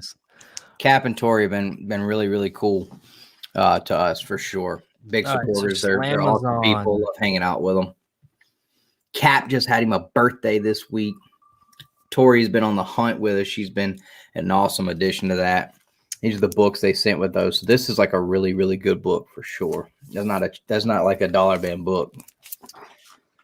33. I think this was like 45, 44. I will tell you, dude, she gets on that show and she whoops some tail. If y'all have never seen The Hunt, so let me tell y'all something about The Hunt.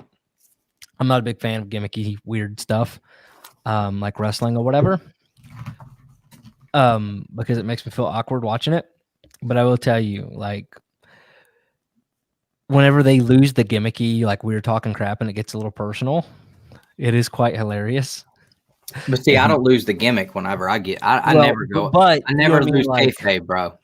The smack talking gets a little harsh sometimes, and nobody does it better than her. Oh yeah, you didn't hear me last night. I was trying to finish Josh's video, man. Had some good ones last night, man, for sure. Justin, which one are you going to read first? I got Roscoe in 2 weeks. Roscoe? Oh, Roscoe. I was like, what are you talking about? I don't know. I kind of just like, I don't know. Guys, we're gonna get here. We're gonna get this out of this guy. That guy right there. If we hit 5K by July 1, and he'll ref the match there. I'm not shaving my eyebrows. I'm not shaving my eyebrows. Oh, and we have a so in 2 weeks on the hunt, my main man Chris Barrett is actually going to be competing for the first time ever. I'm so pumped about that, bro. He's about to smoke these fools. So that's gonna be cool. All right, here it goes. We're gonna share the screen. I feel like we've given enough time. Hey, good night, Kenny. Enjoy it, man. Let me know once everything goes live, so we can give something away, and I can buy it. All right, fingers crossed. You guys are awesome. I know who I'm pulling for here. All right, let's shuffle it. Hey, Beans can win this one, right? Beans is in here. It's gonna be Tori or Chris. Watch. He also has Younger Beans. I think if Younger Beans wins it, then you should get it too. All right, ready? Can everybody see the screen well? Everybody, hey, all three of us have to pick a winner. Who do you think is gonna be? I'm going with Austin LeMay because he wins everything. Who we want it to be or who we think it will be? Just Who do you think it'll be? Who do I think it'll be? I'm gonna go with, is Bearded on there? Nathan, make sure you send me your address, buddy. And I Yeah, hope for so. sure. Send us that address so we can get you that awesome super chat mystery box. That's a great box. Remember when you got that time, Beans? Oh, You need to leave that man alone. All right, so everybody's pulling for Beans. I'm going with CJ. I feel like he's a shoe-in too. I feel like Austin wins everything. So here we go. When you win it, bro. Uh-oh. Kenny, you just rolled out, bro, but you won. All right. So give me that address and I'll send that over to you. It has grown, Austin. It's absolutely grown, and it's crazy. It is crazy.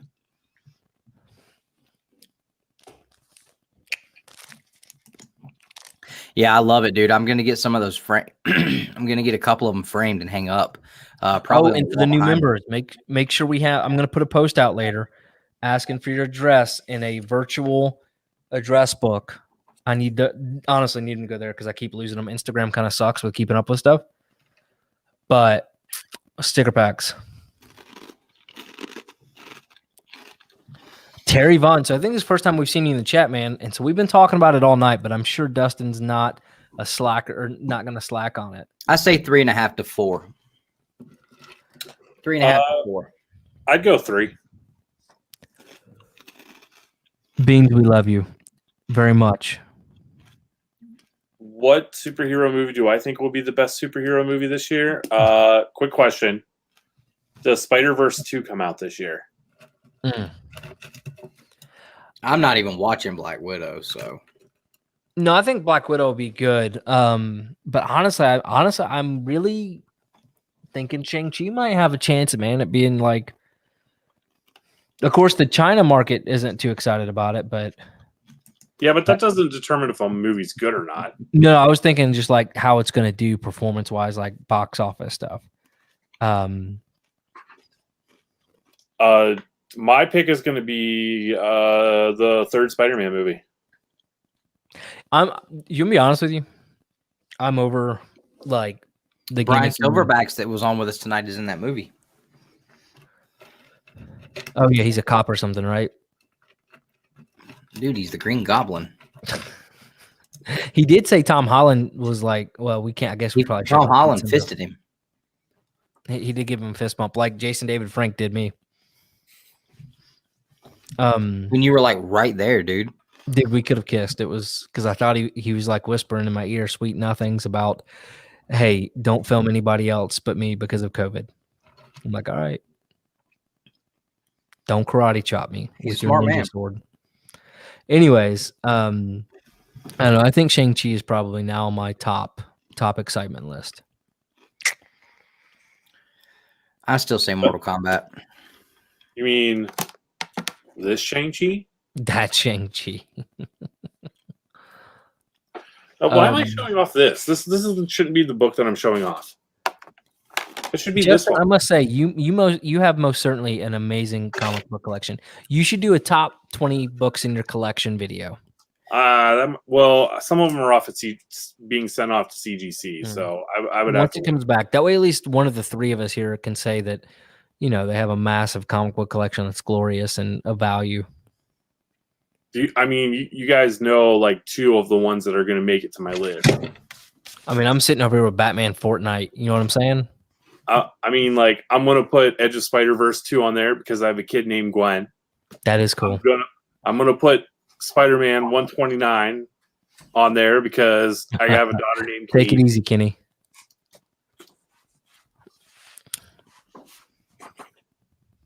There's only one book on that wall that actually matters. It's the first appearance of Wolverine. I feel like there's like a whole bunch of books on there like that are cool, but there's one up there that doesn't really belong. Let's just go with a random pull. That doesn't sound random. Hold on, you want to see what's funny? Dustin's not near his computer, so he can't do anything about this. Dustin, I'm about to bring you back on. Please don't be cussing. That was wrong, but funny. Let's go in this box. I've never seen. He probably doesn't even know I took him off. I've never seen that. I'm still on. Let's do a random pull. I don't really feel like this is random if you're looking. Okay, that book's like $20. Nobody cares about a $20 book. Yep, nobody cares. Let's go to the back. Oh, look at there. Second appearance Ghost Rider. Any Star Wars books? No, I don't read trash or collect trash, bro. Well, that was from Ryan. I think he was trying to set you up, but okay. Look at there, Golden Age Turok. I like how he's being very specific, not to pull out anything Sabretooth. Legion of Monsters. I mean, I can go get my keys if we really want to. Justin's like a box of books right there. Wait, so you have all those? So what? Nick was just saying that you're the only one that has anything worth a damn. I was just saying, like. Well, first off, no one said that I was the only one who had anything that was worth a damn. That's I did. exactly I very specifically said that. Like, was very specific about that. Also, can I just say, like, I get it. It's the third appearance of Iron Man, but man, I just feel like that's the book up there that just doesn't belong. No, it definitely belongs. I love that book. It's Jack Kirby. Dan, he's just making or trying to mess with us. It's also the first appearance of Doctor Strange. Same smiley. The What? prototype. Oh. He's on the cover and everything. Well, guys, it is time to go to bed, I think. Oh yeah, I would like that. I would like to go to sleep. Well, I'm not going to. I'm going to stay up until 7 reading Shonen Jump now.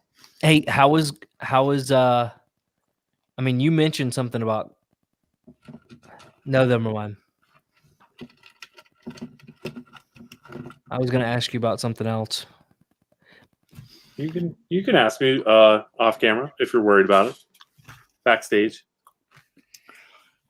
If this were the first time something like this has happened, I would forgive it, but It's literally 12 o'clock at night. we literally can't tell you anything. Almost full of some books he's working on, man. Oh, that probably would not have been good. Yeah.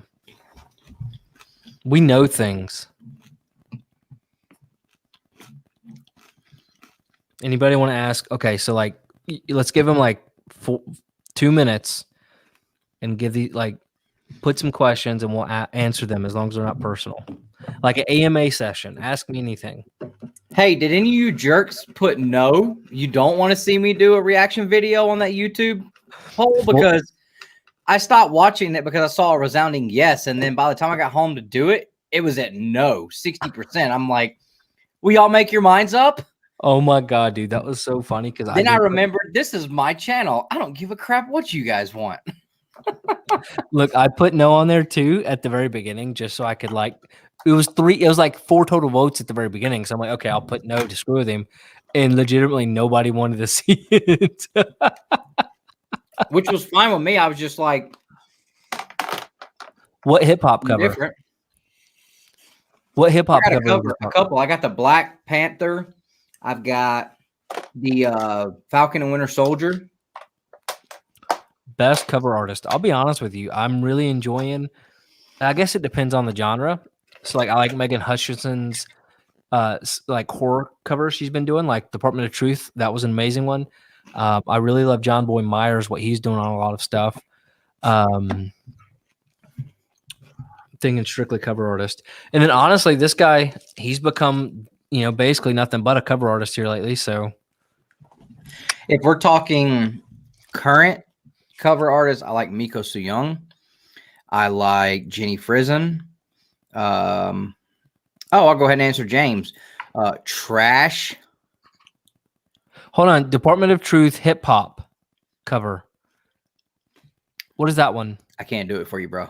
What is it? Hold on. Show it to me so I can see what it is. Is it one from the 616? Yeah, it's not a hip hop cover. It's just that Eminem Slim Shady LP cover.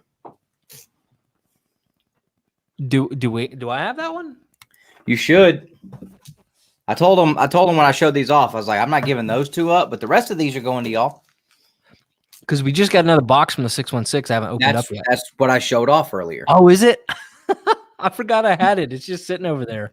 Sorry, bro. I'm sorry, Beans. Like, if it makes you feel any better, like we told everybody that when they were available. So You're such a. Let me see what's in my box. you should have 2 of them. You should have the color version and the non-color version. No, Eminem was a rapper. Okay, he wasn't a hip hop. So Dustin really doesn't like Momoko at all.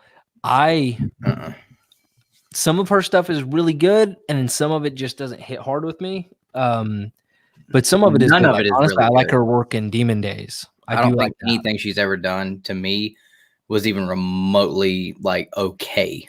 But that's because I lie. There's one cover she's done, and I would love to have it. And strangely enough, it's that Darth Vader cover. Thank you, Nathan. I appreciate you sending me over the address. Cool. But like that trash Venom cover she did was horrible. The Turtles covers she's done, horrible. I hated the Power Rangers cover she did. I feel like I could close my eyes and throw some paint on the wall and come up with the same thing sometimes. Oh, what the heck? Are you serious? What? Stream Elements bot? Yeah, I'm trying to figure out how that happened. Poser put it in here, I bet.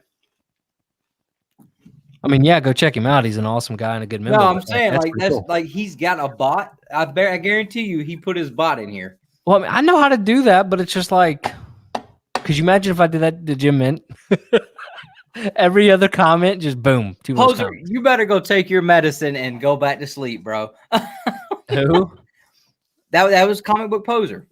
Yeah, no, I know. I didn't know what you said.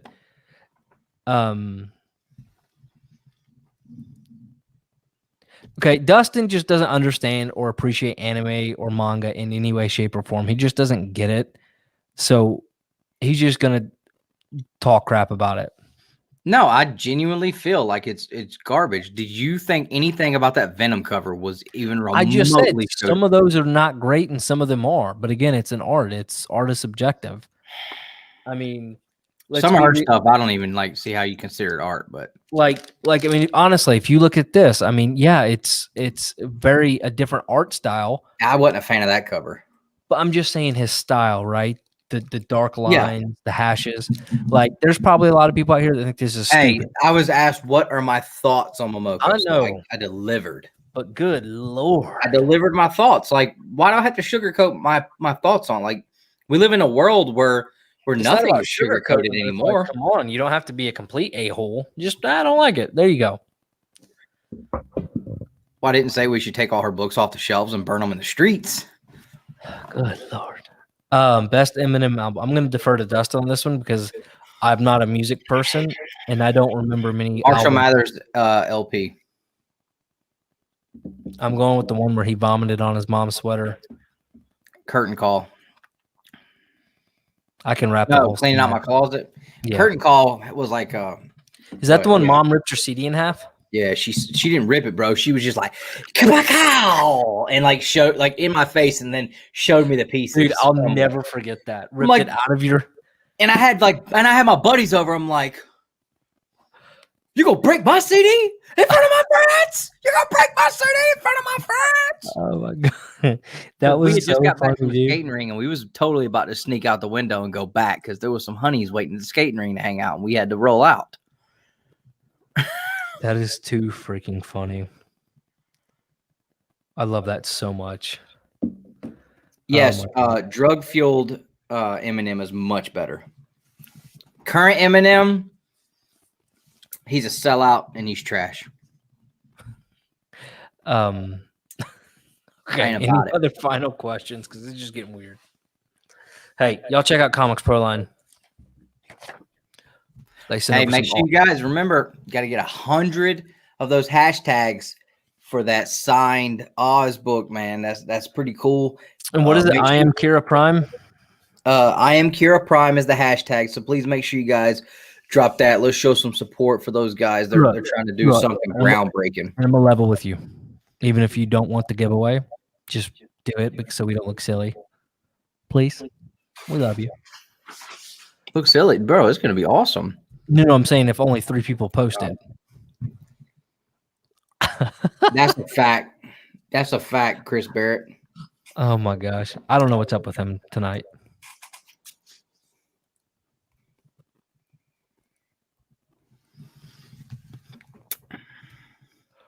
Mom, spaghetti, knees deep, arms are heavy, vomit on a sweater already. Yeah, Mom, Biggie tried to spaghetti. hit me with like some kind of bogus rap from 8 Mile last night. I was like, get the hell out of here, bro. So, Coming James, at we're me. giving away. Coming at me with that weak sauce. We're giving away. What are we giving away? The $50 backing. Give it away now. On Brian Thinking the Silverback's same thing. Kerra Prime thing. Let me 1, see if I 2, can 3, share it. and the Butterfinger So all sauce. you have to do is post something with like Kerra Prime related or something like that, and it enters you in. So if you'll just go to Instagram and type in hashtag I am Kerra Prime, you can see what some of the other folks have posted and just mimic it. Hey, you guys want to see one of the books I got graded that came back since you guys are still hanging around? I think we deserve. All right. Let's see. Never. Corey. It's not happening. How about this? Since Corey, we need to give him some love. Corey, pick a number. 1 Through 2. 9.2. Shut up. 1, 2, 5. 6, or 11. Pick one of those numbers. 1, 2, 6, or 11. Hey, who won this? Kenny won this. So I got to send this to Kenny. And then Nathan won the super chat. I'm such a bad drinker. I've been nursing this thing. This is the only one I've opened. I'm still not done with it. Bro, I had 2 sparkling waters tonight. Just saying. All right. So Bean says 11. All right.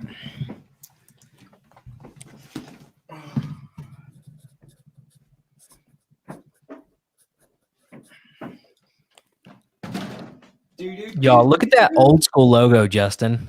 That's classic Two Brothers Comics logo. That's pre-Justin Birch logo. Nick, you should definitely read the series. Okay. At what point can we consider some of our stuff to be retro? I mean, we're basically retro now. We've got retro logos and stuff. Can we put out retro tees? I think they don't even have the new. They're all retro right now because I'm not updated the logos on them. Oh, okay. I really want to actually just like you can buy screen prints already done with the like whatever, and then like just do our own. It'd be so much cheaper for people. So we have Something is Killing the Children slab. We can already see the grade. This is number 11. but you couldn't see what cover it was. 9.8, one per store, virgin copy of number 11. Does anybody know why this copy is going to be very important down the road and nobody is even paying attention to it? Because it's the first appearance of the big bad boss. What's his name? Yo mama. The old dragon. The dragon dude. Yep, this is the first appearance. And I'm telling you guys, like, with where the story's about to start taking off to, I really feel like that character is going to be vital. So Your mom's vital. I thought this was a sweet one to have. Sweet one to have in a 9.8. The one per store. Very nice. Very, very nice. And I picked up all 3 covers for this issue because they were all so good.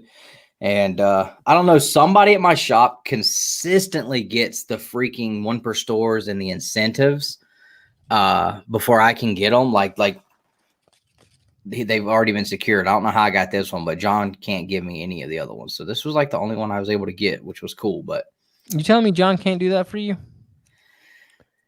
he already does so much. So He probably keeps them for himself. I mean, I don't blame him. nah, he's got somebody that buys them. So, but yeah, this is issue number 11, 9.8, baby. Yes, So sir. James said 6. Are you going to show off 6 or no?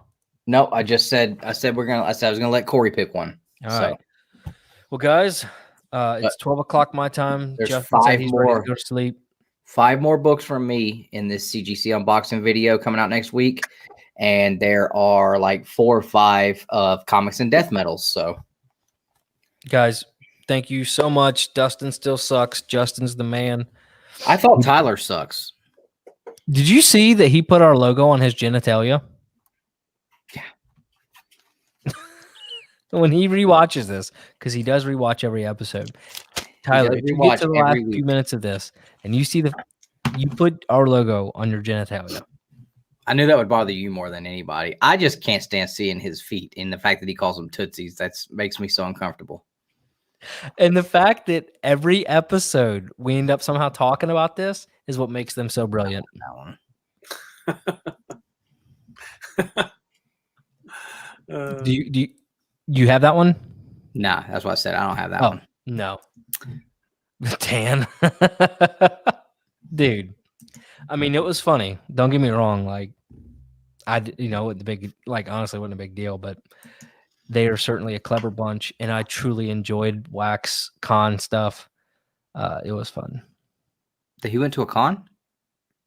Yeah, where he did that the interview and stuff with that was the world premiere for the movie, bro. No, I know he did that, but then he also did a con. He's been putting out some con videos. Oh, that's what I was saying. I didn't see the con. It's probably because YouTube ain't recommending or pushing nothing right now. Yeah, they're not. Hey guys, please make sure that you like channels that you watch consistently all the time. Just double check every now and then. Make sure you're subscribed to them. I've had to subscribe us to Flash by Night twice in the last 2 weeks. There's no telling who else we're not subscribed to. So YouTube's yanking subs left and right. So yeah, one day we lost. I don't even know how many we lost one day. It was ridiculous. Yeah. So just keep an eye on that. Lots of content coming out this week, guys. We got the CGC unboxing video coming out this week. Maybe that Mortal Kombat reaction video before nobody's even talking about it anymore and we don't get even one view. What else do we got coming out this week? I'll probably try to get my top 50 comics out this week. The 2 or 3 books that my wife and I decided to invest in. I'm going to get that recorded too. I just got to pick up the other one because he didn't bring it to the shop Friday. So I'll pick it up next week. And then I should have a CBCS box. Nobody cares. They only watch my stuff, bro. I would beg to differ. Look! Oh, by the way, dude, my freaking review of Infinite app from DC, it just skyrocketed randomly. I think it's sitting over like 3K views, close to something like that. Like ridiculous. I mean, I'm cool with it, but still, yeah. And that movie came out what? My Batman Fortnite video has almost 1,700 views. What the heck? And for weeks, dude, that video did nothing.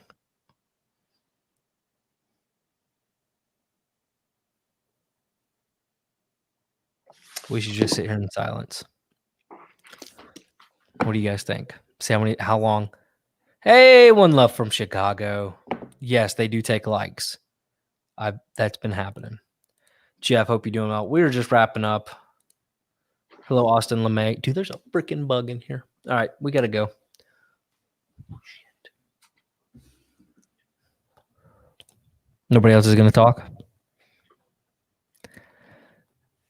Guys, you're the best part of Two Brothers Comics, and as always, Except you, Corey.